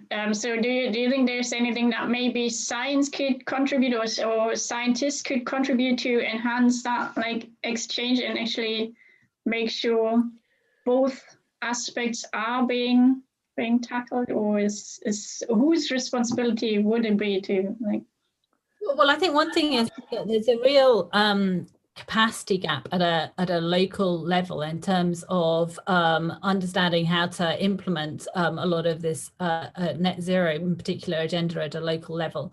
And so I feel found very much since being involved in Cambridge Zero that actually if we can almost act as a bit of a bridge by both engaging at a national level and at a local level to help support decision making and policy making at a local level as well as at that national level. I think it's a really important role that we play because there's so many in terms of local government decision making that there's a lot of reckoning. The number of councils that have declared climate environment emergencies, it's almost all of them, but they really don't know what next step is. They've done that, but what should they be doing in order to achieve that? And so I think there's a huge opportunity to get involved in helping think through what that actually means at a local level. And there's a really significant role that I think we could all be playing in terms of helping to support that. And that's true in terms of climate, but it's also true in terms of more general sustainability, environmental questions as well. And just one point to add to that, Lisa, is I think there's something I've learned is that politicians respond really well to examples, and so if they can see that somebody else is doing something which they could then adopt, that's half of the battle as well. So it's probably taking those great examples, whether it's Cambridge or wherever, to then say, okay, this is something we should be doing in our local area as well, and really trying to do that. Great. Thank you very much, both. I think that was very interesting talks, very interesting discussion as well. I certainly learned a lot and took a lot from it. Doug mentioned in his take-home messages that horizon scanning and predicting scenarios is something that is very important. And actually that's something that CUSPE has been considering as well for the last year or so. We had a horizon scanning workshop, and we now also have a horizon scanning session at the forum today. We have Rob Fahl here, I think, from the Institute for Manufacturing, who will now or shortly give us a brief introduction into horizon scanning. And then we also had a horizon scanning competition. So, cool, that works already. We had a horizon scanning competition running where we asked early career researchers to answer a couple of questions that were based on the government's horizon scanning scenarios. So we were using pretty much the same questions. And we asked students to essentially do the same exercise for their field of study. And we have a couple of really interesting submissions. So we'll hear from the students after Rob has given us a brief introduction into horizon scanning. So welcome, Rob. Thanks very much. Hello, everyone. So I'm based in the engineering department, and I've been working with practical methods to support strategy in general for quite some time. Horizon scanning would fit within that category, really, of one of many techniques that can help us understand the future and what we need to do about it today. So this is just a short overview, and I'm going to provide two perspectives. The first is really a sector level view, where this term came from, but these concepts are just as applicable at the company level. So I'll pick up another related perspective, which is we bundle as sort of the word intelligence, and that is providing, good data at the right time to support the quality of decisions being made. So if you really want to understand horizon scanning, there's some great resources around on the internet. The term is closely associated with terms like futures or foresight. That tends to be the term used at the sector level and in government agencies for thinking about the future to inform policy making today that has long-term implications. And that's the reason why we're doing it, not just because it's fun to think about the future, but we want to build confidence about the things we need to do today. And for science and technology, the time horizons are often quite long-term. Some fields of science and technology move much slower than others and inherently longer time frames. So in the UK, there's here's a definition: horizon scanning, process of looking for early warning signs of change in the policy and strategy environment. And that's so that you can take decisions and actions now to mitigate those changes or to take advantages of opportunities. And the UK has a futures team that reports to the Government Office for Sciences. And in that, there's a horizon scanning program team that specifically focuses on this, scanning the future and outside of the domains of interest to find those signals that may have an impact on strategy. And there's a whole toolkit there. It's a PDF you can download and in an online version. And horizon scanning is one in the catalogue of tools there. Now, before I move on to the sort of firm level view, I just want to talk a bit about the challenge of making decisions, strategic decisions, and that's, you're always open to a number of challenges. One is the systems we're looking at are inherently very complex. You need many different views to understand them all and actions across a wide spectrum of stakeholders. So the complexity by any measure will be very high normally. Also, because you have all of these different stakeholders and people and groups of people that have to somehow collectively contribute to that, and certainly for implementing change, we have to recognize that there's a lot of information asymmetries in the system, that people come at the same problem from a different perspective, different educational background, perhaps a different motivations, and yet we still somehow have to find common purpose. So you have to, a lot of this is about really clear communication between different disciplines and fields. And finally, there's a lot of uncertainty, and there's two real sources of that. The first is perhaps the most obvious, that the future is foggy, difficult to see, and whether this was Niels Bohr or not is contested, but predictions are hard, especially about the future. And so the further out you look, the more the uncertainties get, and the less certain and reliable forecasts get. So methods like scenario planning and so on are used to manage that uncertainty. But horizon scanning is looking out into the future. But also we have to recognize today that of all the information that is known, we only know part of it. And so there's fuzzy boundaries to our knowledge, especially at the boundaries between disciplines. So horizon scanning is also looking out at the edges of the domain to try to make sense of these things. And often new innovations come at the boundary between different disciplines. And that's a particularly challenging area because, of course, the disciplines will have their own language. So these factors affect governments and policymakers, but also firms. I only rarely see foresight language used at the very highest corporate levels, where there are very high levels of policy decisions to be made. Down in the sort of more nuts and bolts of the companies, you tend to hear about strategy more, and but the same concepts apply. So the other angle I'm going to take is a very kind of practical take on all of this, which we call intelligence. And this is a publication from I was involved with quite some time ago, focusing particularly on delivering good quality technology information. So very closely related to the discussion we've had about the role of scientists to deliver scientific information into the policy arena. And I'm just showing you the cover here because we used the radar metaphor. And that's a very powerful one for horizon scanning too. You're trying to scan out so that you understand a little bit more about the territory you're operating in, even though it's uncertain. And the reason why we're doing that is to steer the vehicle forward, if you like, of humanity. So do we go left, right, or accelerate, decelerate, and so on? And we just have to accept that there are lots of uncertainties there, and we have to make the best we can. And techniques such as horizon scanning were designed for that purpose.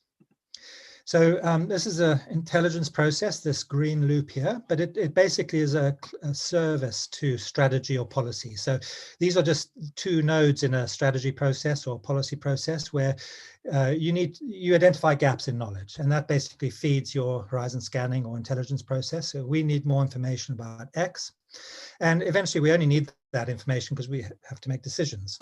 And so that's the decision mode. And in between, in the iterations between strategy is the intelligence, how you gather better quality information to improve the quality of those decisions.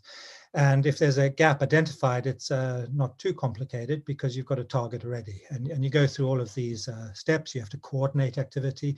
There's an iterative search, filter, and analyze step, and then you have to package it up. We're going to see some nice examples shortly of horizon scanning documents. These are briefing notes that might be provided to policymakers to help them make better quality decisions and policies. And so that has to be documented and disseminated in the right format for the audience. And exactly the same thing happens in firms. It doesn't matter what kind of intelligence, you'd go through these general steps. And companies organize those in very different ways. Now, I'm just making a distinguishing here between three very different types of information. This is a firm level view, but the same thing applies in general at the sector level. I'm very familiar with a related technique called road mapping, which is a structured technique to show how the pathway towards value. And of course, towards value in the future. So the quality of information is exactly the same. We need better quality intelligence. And traditionally in a roadmap, which has a timeline and a number of layers, these are typical layers. You'd have a layer concerning the market and where the customers are going, what kind of products and what's the strategy for the product in terms of functionality and performance, and what kind of technology is needed. At the sector level, that'll be more general. It'll be a general society, potentially, for different segments of society, different policy instruments or applications, and technology and science. The point is that you need the best quality information at all levels, and the prefix before the word intelligence tends to suggest where the focus is. So we need better information about the market or customers or society and where that's going, what kind of solutions are available, and in this case our competitors might be developing, or in that context it might be other nations or regions. And then what technology, what's happening now and where's that going? And the point is these things are not independent. And so this is a multidisciplinary challenge, and you'll see it in all the examples later on, that they're deeply rooted in an area of science technology, but the consequences of that science technology is very context dependent. And so people have had to start to engage with the opportunities and challenges associated with deployment of the science or technology. And these are all relating to some very fundamental questions here that we need to answer in any particular strategy or policy process. And this is just a key diagram. It's showing that there's actually different modes of scanning or horizon scanning. The ones in blue on the left are internal, because there's a lot of information within the system, within government, within agencies, within a business. And you need to get, if the information is there and you need it and you can't find it, that's obviously a gap that one would like to plug. So the ones along the bottom here are targeted. In other words, you know what the information is, and in a company you'd look in a database and mine it out. These are metaphors which are a little bit helpful, I think. If you're not sure whether somebody in the organization knows this information or not, then you have to trawl like a fisher, fishing to catch the fish. And so in companies, you sometimes see emails doing the circulation saying, does anyone know of X or Y, in the hope that the knowledge is in the organization, and then it's much cheaper to action it. The ones in the green are external to the system. So in a firm, that's much clearer than at the sector level. But again, the bottom one here is really targeted. So, you know, coming out of some policy or some discussion or document, there's a problem identified. And then there's a need to go and find the best information about that thing so that we can come back and make the decision. This scan here, and horizon scanning, I think, covers both of those by and large, mostly external, but sometimes targeted and sometimes more open-ended. This is the toughest thing because you don't necessarily know what's important to you if you don't know it yet. The unknown unknowns, if you might have recalled, Donald Rumsfeld got into a bit of a sticky area there. But he was actually right. These models came out of the intelligence agency in the USA, actually. And this is the toughest thing of all, because very few people can actually do this. We get a lot of people scanning visiting Cambridge, actually. So we more people than we'd normally find in the population. I remember the CTO of a large company once said that maybe 1 in 100 people actually have the skills. They tend to have very, very deep technical know-how. Mid-career, they've seen a lot, and they're very good at pattern recognition, and they move around a lot. They're very curious, so they come traveling through Cambridge on the way to other key research instruments, just sensitized, looking for interesting information. They make a connection and they hook up the right person with the information. So I just encourage you to think about these two modes, and you'll see in the presentations some have a more targeted sort of remit, and others are a little bit more open-ended. But all of this is available if you ever want to sort of operationalize some of these processes. There's a paper on this I can share with you. So on the final page here is my contact details. Email is easy, RP108. Very happy to pick up any questions after the session today. Thank you.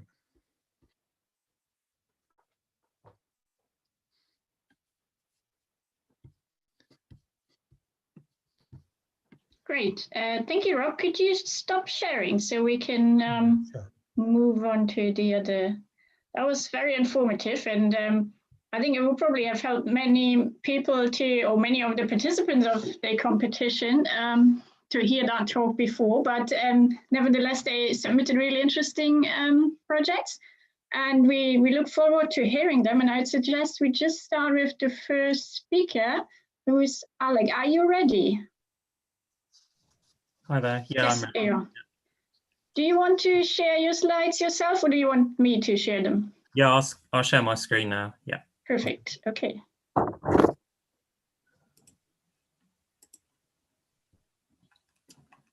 Okay.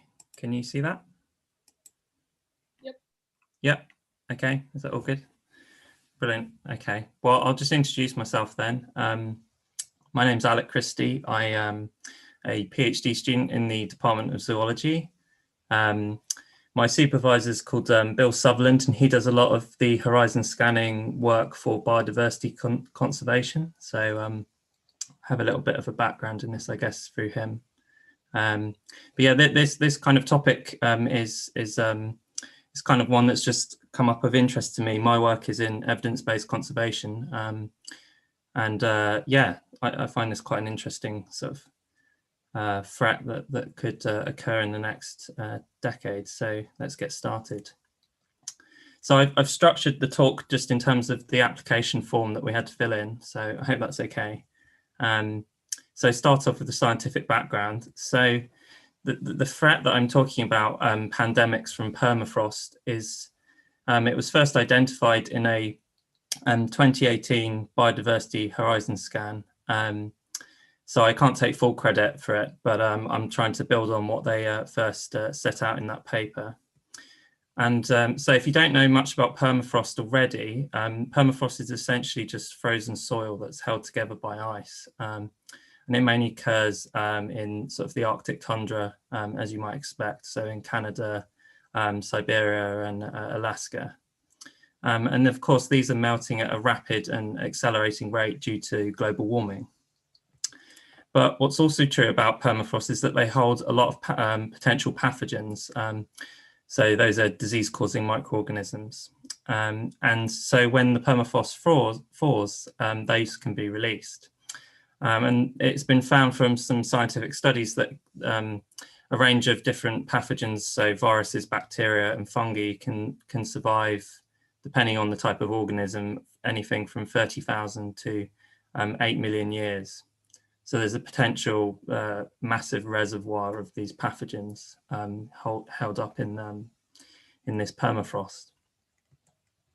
And the most recent example of a pathogen to come out of the permafrost was actually anthrax in Siberia. And this made the BBC News actually. There was a story on it, and it was during a heat wave when some of the permafrost that thawed exposed a reindeer carcass from, I think it was about 80 years ago, and within that reindeer carcass was anthrax. And so a massive herd of reindeer that were grazing nearby ended up dying, and they actually spread it as well to a nearby town where one person died and about 20 people were hospitalized. And in the past, there have also been other cases of similar viruses, not viruses in this case, but various microorganisms spreading to humans. Not massive outbreaks, but still quite deadly sort of small outbreaks. But the potential is there for a much bigger possible pandemic. And of course, the policy implications of this, we don't have to look far to see what could happen from a novel pathogen coming out of nowhere. And so whilst in the past these outbreaks have been quite small and should be quite easy to contain, they have often been quite lethal as well. But there is the possibility that an epidemic or even a pandemic could be quite devastating if these pathogens are very old and we don't actually know anything about their makeup. And of course, thinking more broadly, biological weapons are increasingly a big problem. And particularly with foreign policy in terms of Russia and the amount of permafrost that's held in Siberia. This is quite a big, you can see this could be quite a big issue with biological weapons testing. So some early indicators, we do know that these outbreaks are well linked to animal carcasses and mass graves. So there is the potential that we can monitor burial sites and mass graves that we know about. But again, that's going to require good international cooperation and communication to make sure that, organizations or governments actually monitor and keep an eye on these possible sites of outbreaks into the future. So, as I said, monitoring and surveillance, as we're doing for COVID-19, and as we should have been doing, is really key. So some of the drivers and inhibitors, well, mainly drivers. So clearly global warming is going to be a big problem.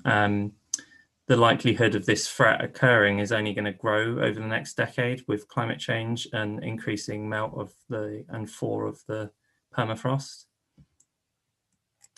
And also human exploitation of the Arctic is also increasing. So not only things like Arctic drilling and mining, but also just a spread of humans in terms of building on the tundra and building on the permafrost, particularly throughout Siberia, is just bringing people into closer contact with these potential pathogens. So it's kind of a double whammy. And of course, so parallels and precedents, well, COVID-19 is kind of the perfect precedent for this in terms of novel pathogens. But we know that increasing exploitation of wildlife via the legal and illegal wildlife trade is increasing the likelihood of pathogens jumping to humans. So we know that the more we expand and we extract from the Arctic Circle, the more likely it is we're going to be exposed to these novel pathogens. And then, of course, there is the potential for a pandemic. And of course, if global warming remains unchecked and think that more and more of the permafrost is exposed, then again, that will also increase that likelihood. So that was just my quick talk, and that's all I've had to say there. But if you want more information, there's a good BBC Earth news story that gives a good overview if you're interested in this. I personally find this really quite an interesting sort of link between you know, sort of pathogens and COVID-19 and climate change. So thanks. Thank you. I thought that was very interesting. I'll certainly have a look at the BBC link. Are there any questions from the audience in the chat on that? Otherwise, I will ask one. You mentioned that communication and collaboration will be very important in that case. Do you have the feeling that is happening with respect to the permafrost, or do you have any idea about that? Is that an issue, or is it going well? I don't know. I've no idea, but I imagine the fact that a lot of the permafrost is, you know, in Siberia and Russia makes that a particular problem, just with the current political climate. I don't know in terms of, I think permafrost hasn't really received that much attention in terms of climate change, and it deserves a lot more. Not just in terms of this threat, but in terms of, you know, in general, the carbon storage sort of function it performs, and the problems with, as it thaws, of course, of increased greenhouse emissions from that. So I think, yeah, we're kind of behind the curve with permafrost, not just in terms of this, but just more generally. So I think there's a hell of a lot of work that needs to be done to work internationally on protecting permafrost and monitoring it. Okay, cool. Thank you. I would suggest if there are any other questions to either you or Rob or maybe even Doug, we could address them later. And for now, we move on to our next speaker, which will be Timothy. Yes, very good. Welcome. Do you want me to share, or do you want to try sharing? I can go ahead and share. Cool, go ahead then. Let's see. Yeah, that works. Perfect. Perfect. Excellent. Thank you, and hello from Ann Arbor, Michigan. I am Tim Arvan. I'm a 2020 MPhil graduate in environmental policy from Cambridge, and I've now joined the legal research team with the Center for International Sustainable Development Law. And so I'd like to just briefly overview my horizon scan on the prediction that the UK will substantially reduce and control diffuse water pollution from agriculture this decade. So diffuse water pollution from agriculture, or DWPA, as I'll call it, is a long-standing problem in the UK, and it remains a primary driver of ecological damage. And charting the future trajectory of DWPA is going to be crucial for greening the agricultural sector and securing the timely attainment of Sustainable Development Goal 6, which is to ensure access to clean water and sanitation for all. So in this presentation, we'll see that DWPA control in the UK has so far fallen short of various goals under the EU Water Framework Directive. But actually, as Emily's keynote has mentioned already, Brexit offers a unique window of opportunity for the UK to reconceptualize its agricultural policy, allowing for kind of creative means to guide the sector toward sustainability. So taking a quick look at the scientific background of this issue, we see that diffuse pollution is defined really by two elements. First, it's distinct from natural degradation of water quality from factors such as flood-induced sedimentation. And secondly, it originates from widespread land use activities. So it's also known as non-point source pollution. Agriculture is a primary driver of diffuse pollution, particularly from the application of nitrogenous and other chemical fertilizers on crops, which then run off into nearby waterways and aquifers. We see then that a variety of characteristics intrinsic to DWPA make it very difficult to regulate. Mitigation techniques, including reducing fertilizer application and converting arable land to grasslands, are spatially variable in their effect. And there are differences in farmers' baseline management practices, and there are also very heterogeneous environmental factors such as soil quality and topography of the land, climate conditions, including rainfall and temperature changes that affect the potency of runoff and underlying social behaviors and conservation practices and that affect the perceptions of DWPA control policies. There's also this question of DWPA, which can interact with point source pollution from, for instance, urban and industrial activities, which makes kind of local ambient pollution levels a very unreliable indicator of the origins and relative concentrations of contributing pollutants. And finally, there are very disparate residence times of DWPA in the water system and the time lag between kind of the actions that cause the pollution to begin with and the subsequent environmental damage. And so all of these factors undermine efforts to assess the scope and severity of DWPA, evaluate the compliance with programs that are in place, and establish the social and political acceptance of mitigation policies. So where does this all leave the current policy landscape on diffuse water pollution? We see that since 2000, the EU Water Framework Directive has kind of consolidated the EU's approach to water management, setting minimum standards for biological, hydrological, and chemical qualities of compliant surface water and groundwater. And that EU Water Framework Directive had the original goal of ensuring good status of all water bodies by 2015. However, member states really failed to transpose this directive into effective national law.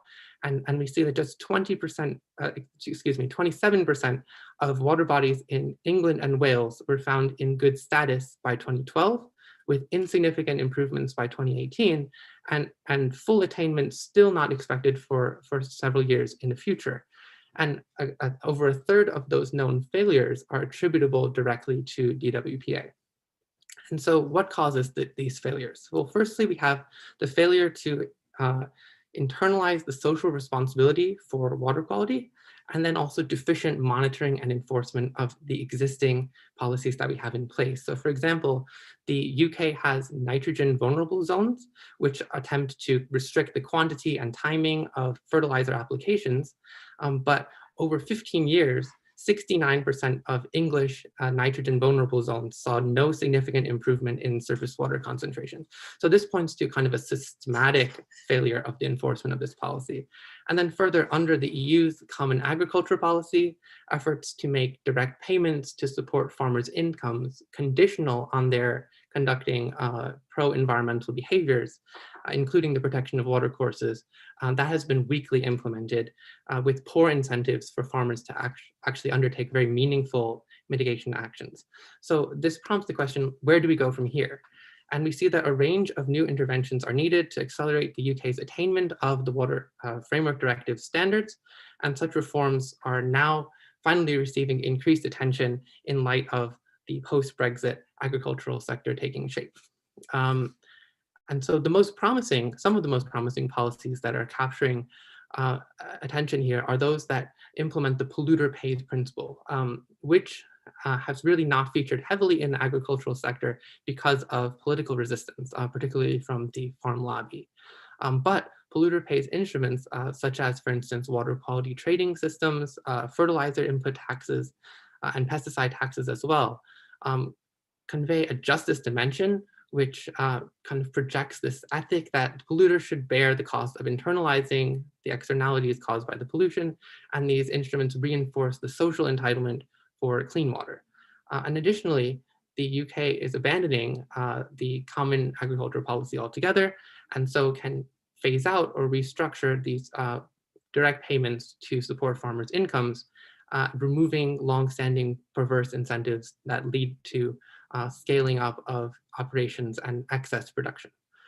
So reform of farming subsidies, for instance, under the landmark agricultural bill, which was passed just this month, will put in place a public money for public goods regime designed to enhance environmental quality. And this has the potential to really rein in unsustainable production practices and lead to major water quality improvements on a local scale. But we can also take inspiration from measures to reduce DWPA that are already in place.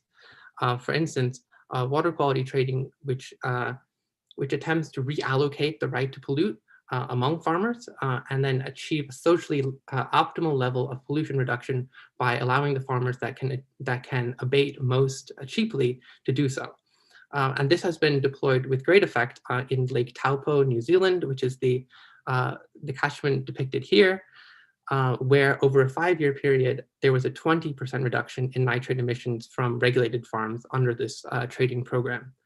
And then in the United States, we also have a partially capped version of this program where we regulate point source polluters who then can buy pollution reductions from farmers who then can convert their arable land to riparian buffers or other sustainable land uses. Also, we see that fertilizer and pesticide taxes can incentivize farms to de-intensify production and then also generate revenues to the government, which can be reinvested in capacity building and education programs for farmers. And this captures this kind of double dividend effect. So France is aiming to cut pesticide use by 50% between 2015 and 2025 under its fertilizer tax. And Norway has had a long-standing pesticide tax since the late 1990s, which has successfully changed public attitudes about the health and environmental impacts of pesticides. So what drivers are really needed here that can ensure that this progress takes place in the UK over the next decade? We see that while certainly Brexit is providing the key impetus for this kind of policy entrepreneurship, there are also going to be significant educational investments needed to kind of create this water literate society in which farmers can feel encouraged to participate in stewardship.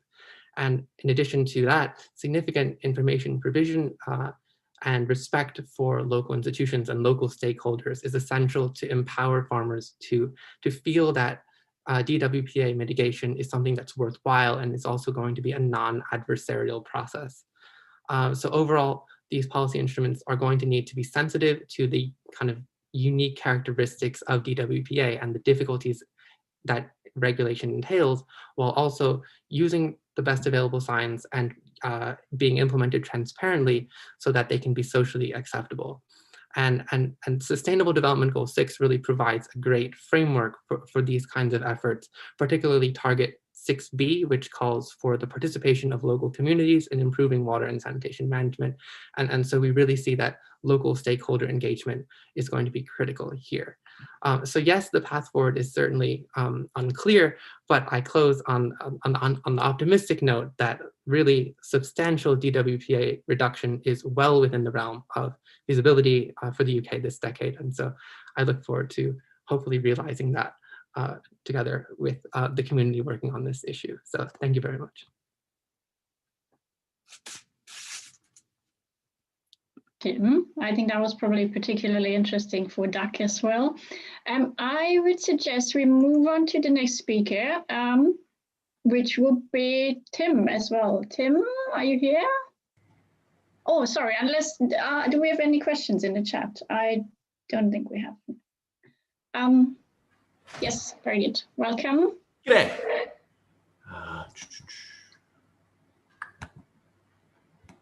Share this. Great. Is that coming up okay? Yes, I can see that okay. Great, perfect. So I'm Tim. I'm a PhD student in the Department of Chemistry. I want to talk a bit about miniaturized organs for drug testing. So miniaturized organs are essentially simplified models of human organs that recapitulate some of their key functions and properties. They come in a few different flavors, but as an example, I want to focus mainly on organoids. We can make these by taking adult skin cells, reprogramming them into a stem cell-like state. These cells are unique because they can be coaxed to diversify into a range of different cell types. Then we can do just that using specific conditions and specific gels, for example, to grow these tiny interconnected bits of tissue that mimic properties of an organ that can range in size from around the width of a hair to a few millimeters in size. So they're not quite as complex as a human organ, but they're far more complex than just a single cell. And as a result, they have a whole range of applications. And the two I kind of want to focus on are in drug development and personalized medicine. So as a bit of brief background for that, the drug development pipeline looks roughly like this. If you're a pharmaceutical company, you'll start with a whole bunch of chemicals trying to target a specific disease. The most promising of those from lab-based tests you might test in animals to test for safety and effectiveness. Most promising of those you'll put into human clinical trials, and then those that meet very stringent safety and effectiveness criteria will be approved for use. Now, if you're a pharmaceutical company or a regulatory agency, your main concern is safety and efficacy in humans. And so in these first two steps, you really want to screen out any chemicals or drugs that it does. And particularly for animal studies as well, screen out any that aren't going to work because we don't want to needlessly waste animal lives. And this is a very expensive process overall as well. Fortunately, these first two steps are where artificial organs can really help. In screening in the lab, instead of testing our drug on single cells, testing them in the more complex organoids can far better flag safety or effectiveness concerns. And likewise, instead of animal studies, models are being developed where we have several different miniaturized organs connected together that sort of mimics a mini human biological system that can provide different and in some cases better information than what animal studies can. And the upshot of all this is that implementing this tech can make drug development safer and more effective, with less risk to humans in clinical trials and less use of animals in development. Don't take my word for it though. There's a lot of interest in this from the pharmaceutical industry. Roche is very heavily invested in trying to use this technology to reduce, refine, and replace animal testing. And recently the FDA in the States partnered with a private firm to use miniaturized lungs to test COVID vaccines. Uptake of this technology has been comparatively slow though, and the European Medicines Agency identifies one possible reason being that pharma companies are concerned that using this technology won't be acceptable to regulators and will thus stall approvals. Go on to say that encouragement of these techniques is therefore needed. And this is reflected in academia and wider in industry and other regulatory agencies. There's a real demand for policy-based and regulatory encouragement to develop and implement these technologies, as well as implementing clear guidelines on how this technology can be used to refine and replace animal testing and how it will fit into the approval process as a whole. Obviously, how we view animal testing and ethical concerns over that will affect how easily this passes through regulatory approval and being taken up and implemented in policy, and also the success of these multi-organoid models can be really important as well. In addition to this, another area where this technology can be really useful is personalized medicine, which is basically tailoring medical treatments at an individual level. So you and I, for example, will be biologically, genetically different or respond to drugs in different ways. And so by making artificial miniaturized organs from our own cells, we can test drugs against those miniaturized organs and see which ones are the safest or most effective for us. This will not only improve healthcare, but has real potential to address systematic bias that occurs in clinical trials as well, where women and ethnic minorities are systemically underrepresented. So if we look at this FDA report from 1992, it's comparing the percent of women in clinical trials to the percent of patients with that disease, which are women. And we see that there's only parity in around 30% of trials, whereas in 63% of trials, women and ethnic minorities are underrepresented. Report from 2018, the representation has somewhat improved, but 72% of clinical trial analyses did not include gender or ethnicity. And so a lot of this information is going to waste. Again, therefore, there's demand for encouraging the implementation of this technology, particularly in demographics that are underrepresented in clinical trials and experience worse health outcomes as a result, to try and alleviate this underrepresentation. Additionally, gathering this sort of data from the sort of personalized medicine approach in underrepresented groups could allow for a more holistic demographic approach to medicine treatments from that data, and that raises a number of ethical concerns that ties in with many related in this field regarding the storage of this tissue, consent For example, it would seem reasonable that you would need to consent for your tissue or biological samples to be used in research or commercial applications. Currently in the States, federal regulations allow for biological samples obtained through other clinical procedures to be used in research without consent.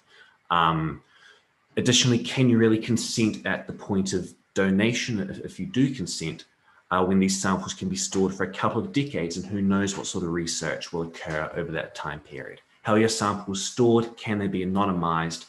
And how are your rights protected when these values can have significant scientific and commercial value as well? These are a lot of questions that haven't been explicitly addressed in policy or regulation, and particularly the degree of commercial value this technology is looking to have could significantly influence the sort of conflict of interests over these ethical concerns. If we hark back and think about stem cell research very vaguely, this sort of area encounters a lot of similar ethical conundrums when we're talking about consent and the value of biological tissue. And over the years, many of these issues haven't been properly addressed. There are still lots of debate and issues around consent in stem cell research, and value of samples and storage of samples and anonymization and so forth. And this really goes to show that unless policy and regulatory guidelines are made in advance up front, then these issues persist and don't go away and just develop over time. So in conclusion, the sort of miniaturized organ technology has a lot of potential in drug development and personalized medicine, but this needs to be balanced with ethical concerns and conflicts of interest that are best addressed by policy and regulatory guidelines sooner rather than later to protect donors and patients. Thank you.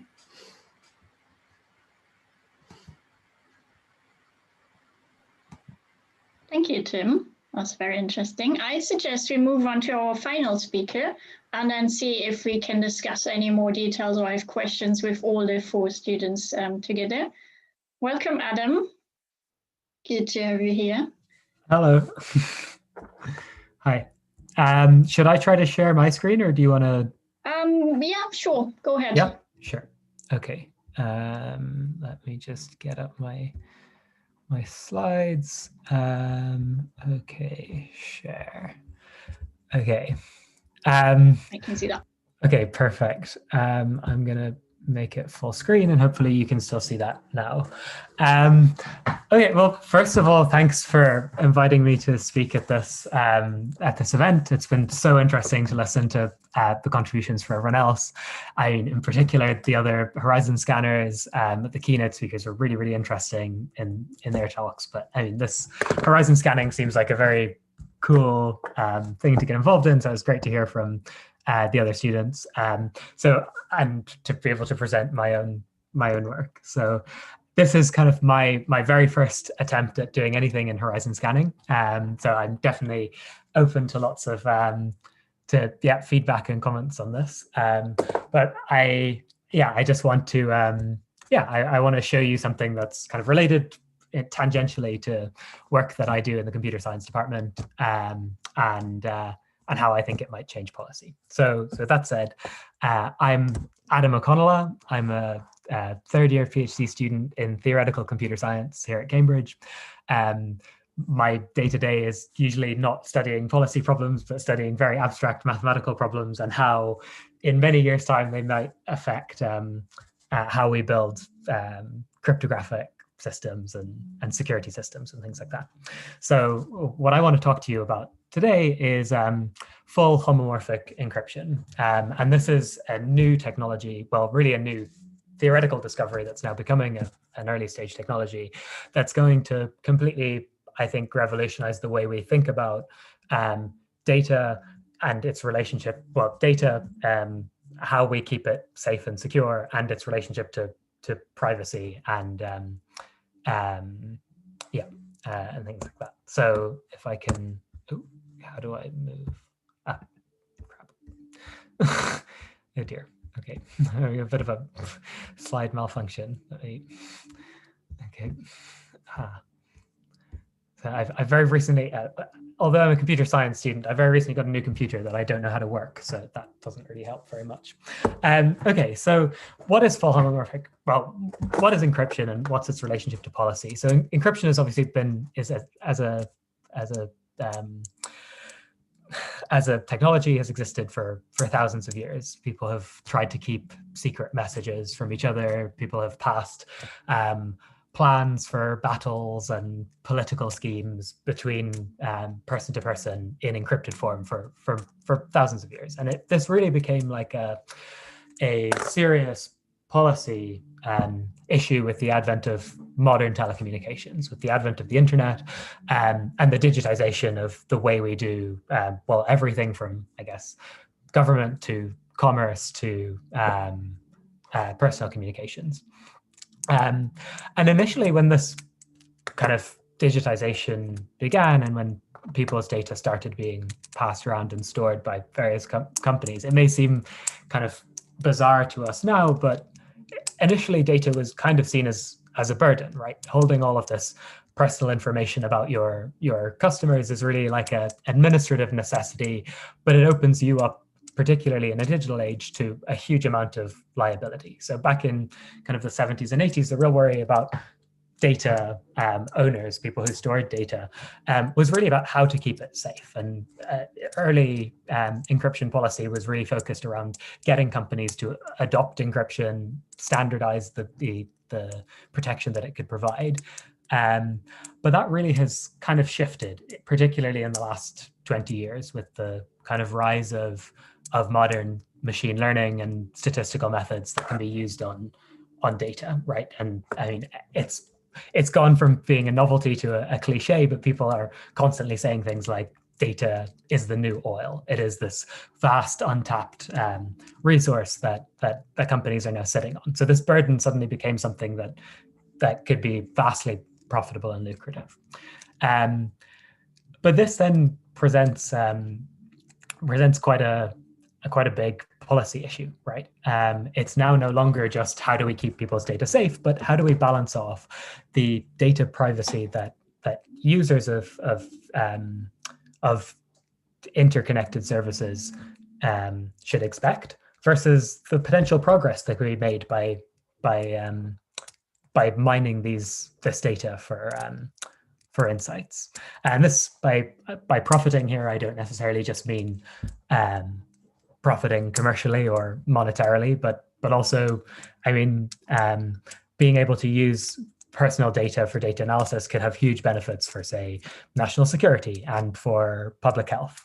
So there's lots of reasons why you would want to get in and analyze data. But so the kind of modern data policy environment is really dominated by these two words, privacy versus progress. And you can see in the kind of on a global scale, different countries and regions and regimes have adopted very different approaches to this question, this supposed dichotomy between privacy and progress. The European Union, for example, implementing things like GDPR, has really favored the privacy approach, has really been a champion both in the EU and globally for data privacy rights and for people's ability to control their data and for it to not be sort of passed around between third parties, whereas the US has favored a more relaxed approach that a lot of people credit its kind of recent tech boom, and particularly its sort of a global edge in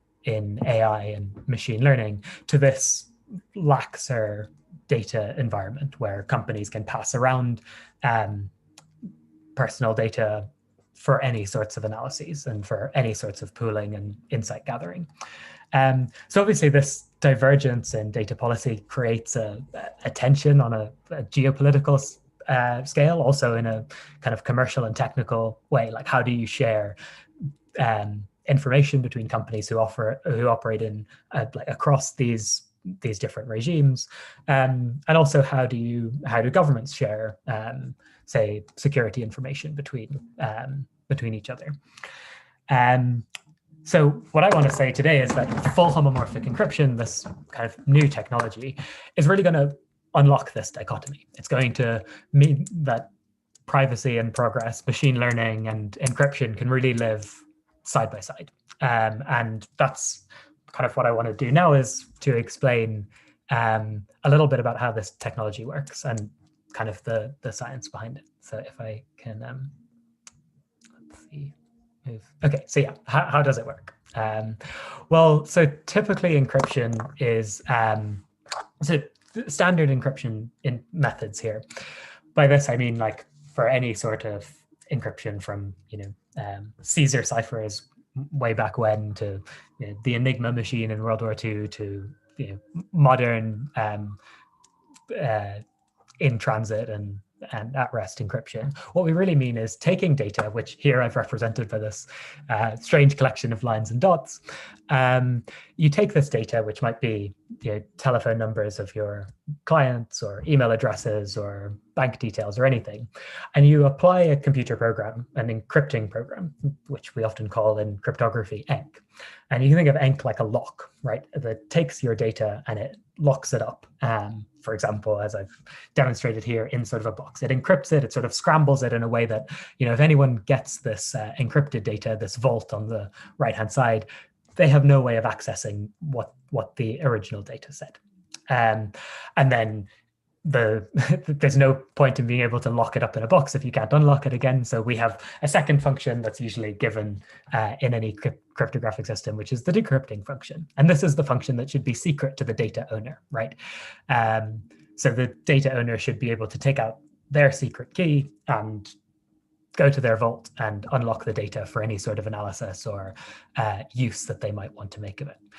And when we talk about, advances in the area of cybersecurity, really what we mean usually, traditionally, is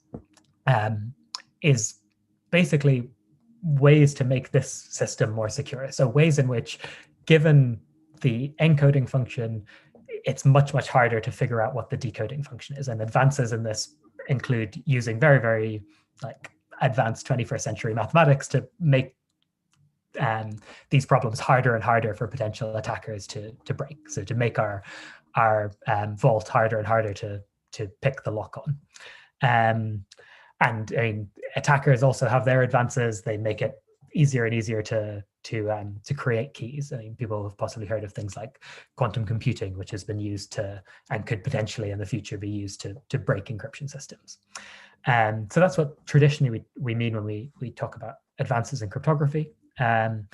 But what homomorphic encryption provides is it's an advance of a completely different kind. So normal usage of data is kind of demonstrated on this slide here. We have our data, we perform some analysis, and we, from that analysis, mine some insights, which we may be using some form of machine learning, and these insights might be helping us to improve our service or to provide intelligent suggestions for our consumers or something like that.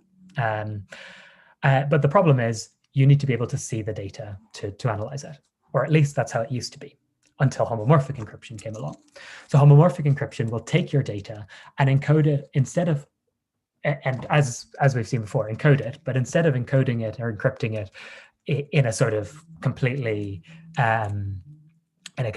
sort of opaque way, as we saw on the previous slide, you're encrypting it as a different type of data, essentially as a data that you can't see the personal identifiable features in it, but you can still operate on the data in a way that you would have operated on the original data. So for example, if the data you begin with is a database, the new encrypted form of the database will also be a database. You can also search or compute averages or compute whatever you need to compute from your data sheet, but the data is still completely secure and unidentifiable.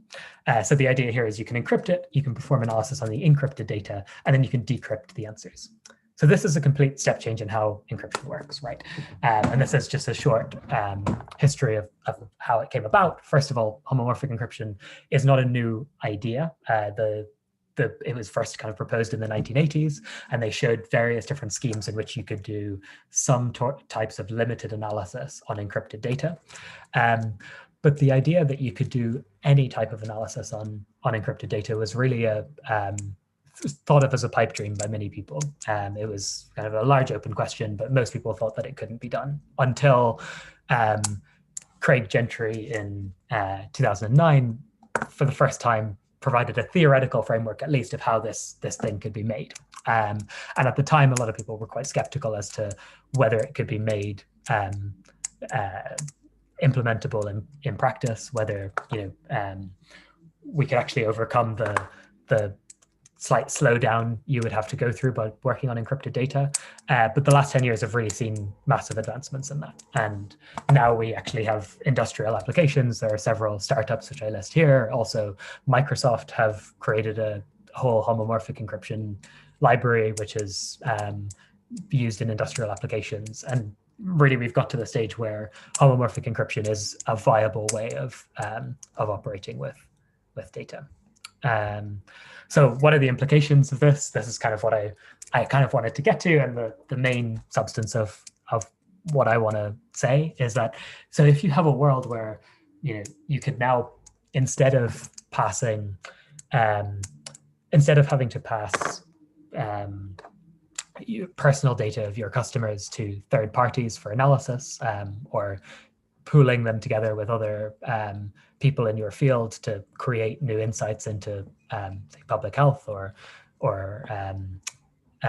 national security, you could now just share encrypted data, perform analysis on encrypted data, and receive analysis and insight without ever having to share personal data with third parties. So this opens up huge new ways of looking at first of all, transatlantic trade, where currently companies in Europe are restricted from sharing various types of data with US third parties who may have better analysis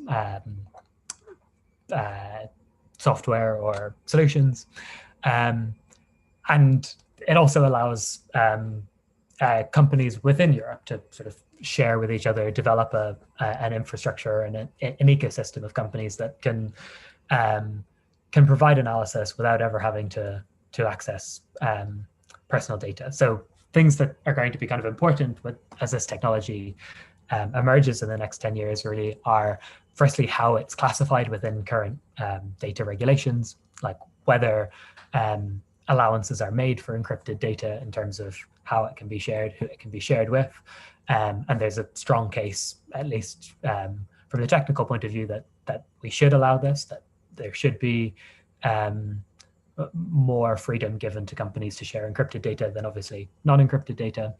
And this could really change the sort of balance of power in the current tech competition between privacy-centric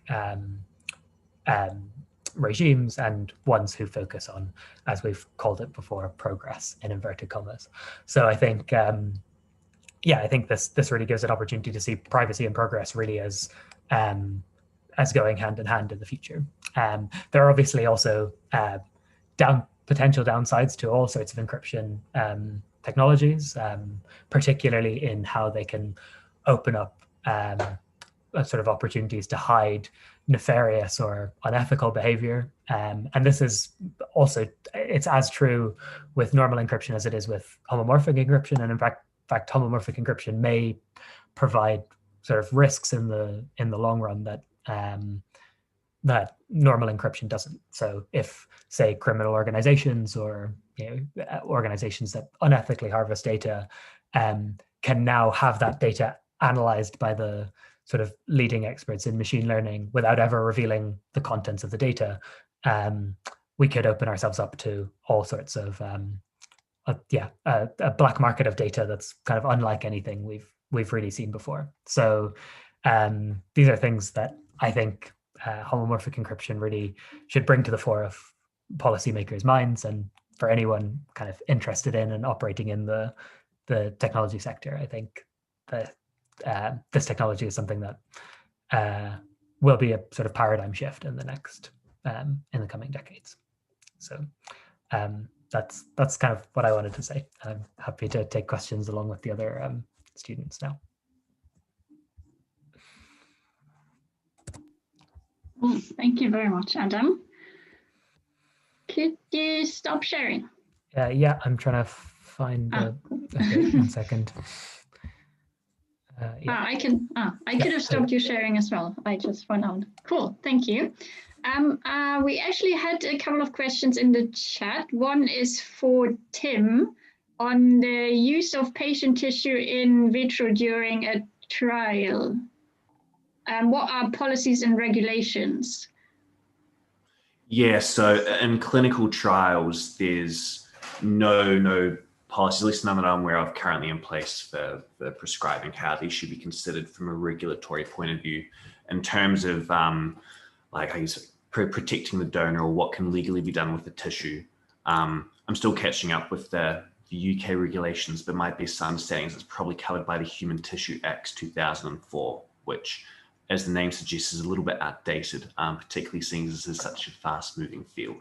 So it covers things such as like you need a consent to have your tissue donated, needs to be roughly made aware of what will be done with it, that sort of thing. But in terms of like organoids, and these miniaturized organs, it's sort of your tissue, but it's sort of not. It's like being processed, made into something new, and how far those regulations cover what can be done with the resulting organoid, at least certainly isn't clear to me if that's covered that well. So it might not be a very satisfactory answer. That's probably the best answer I can give, sorry. Cool, thank you. We have one more question to everyone. That is, if the function of policy is to empower citizens to implement their choices in society, how do you expect your science to be communicated to the public such that they can make informed decisions to support relevant policies? Does anyone want to say anything on that quite difficult question? I'm happy to take a brief shot at it. I think in the environment and climate space, we often think about what it means to have usable science. And historically, I think there have been some issues with science prioritizing rigor or credibility, particularly with climate science, very advanced models that have been hard for policymakers to digest, which comes kind of at the expense of the salience of the science for local policymakers and end users of that knowledge on the ground, which is why institutions such as the IPCC mentioned earlier are so critical in making the science easily communicated and digestible for policy. And so I think, yeah, the big takeaway here is that we need to have this iterative dialogue between knowledge producers and knowledge users and ensure that we know what the end goals are in advance, so that we're not simply putting knowledge out there into the abyss without really being intentional about what the needs of the people are for that specific information. So I'll leave it there. There's much more. Cool. Yeah. Thank you very much. Unless any one of the other speakers wants to add to that, I think that has been a good answer to that question. And thank you very much for your time and for submitting your scans. They've been very interesting. And as I said earlier, it's been a mini competition. So we've announced a sort of poster prize, and actually Rob, who has given the introduction on horizon scanning, and Emma, who's responsible for our journal, have had a look at your talks. And at our final day of the forums on Wednesday, we'll let you know who actually won that poster prize.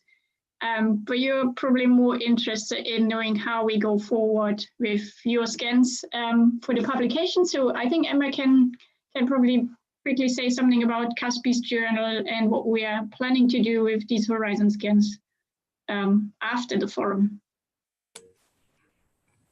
Yeah, thank you, Lisa. So we decided that following this horizon scanning competition, that we would be looking to publish these horizon scans in our volume 2 of the Cambridge Journal of Science and Policy. This is a new journal that's come out of the CUSPE team that I am the chief editor of, and this is our second volume this year. So look out for these horizon scans in the journal. Hopefully all of the presenters today will be willing to contribute to those journal submissions. We think that it's a really important part of promoting the science policy interface, the activity of horizon scanning, and we really look forward to promoting these horizon scans through the journal there. So well done to all the speakers today. We have 4 very different topics, but all equally interesting. Yeah, look out for them in the journal. And I'll be speaking more about the journal and opportunities to get involved on Wednesday as well. Cool. Thank you, Emma, and thank you to all our speakers in the audience who stayed on until the very end. I think we're a bit over time and it's been a very long evening. So thank you everyone for coming and for your interest. Unless there are any last minute questions or any other comments from people that are still here, I hope to see you tomorrow on Wednesday. Yeah, really excited to welcome you for the panel event tomorrow. So please do attend and get your questions ready to grill the speakers. We'd love to have some audience participation in that as well.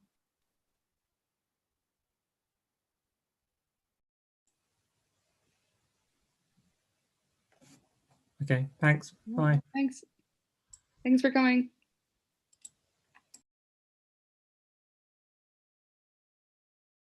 I'll stop recording.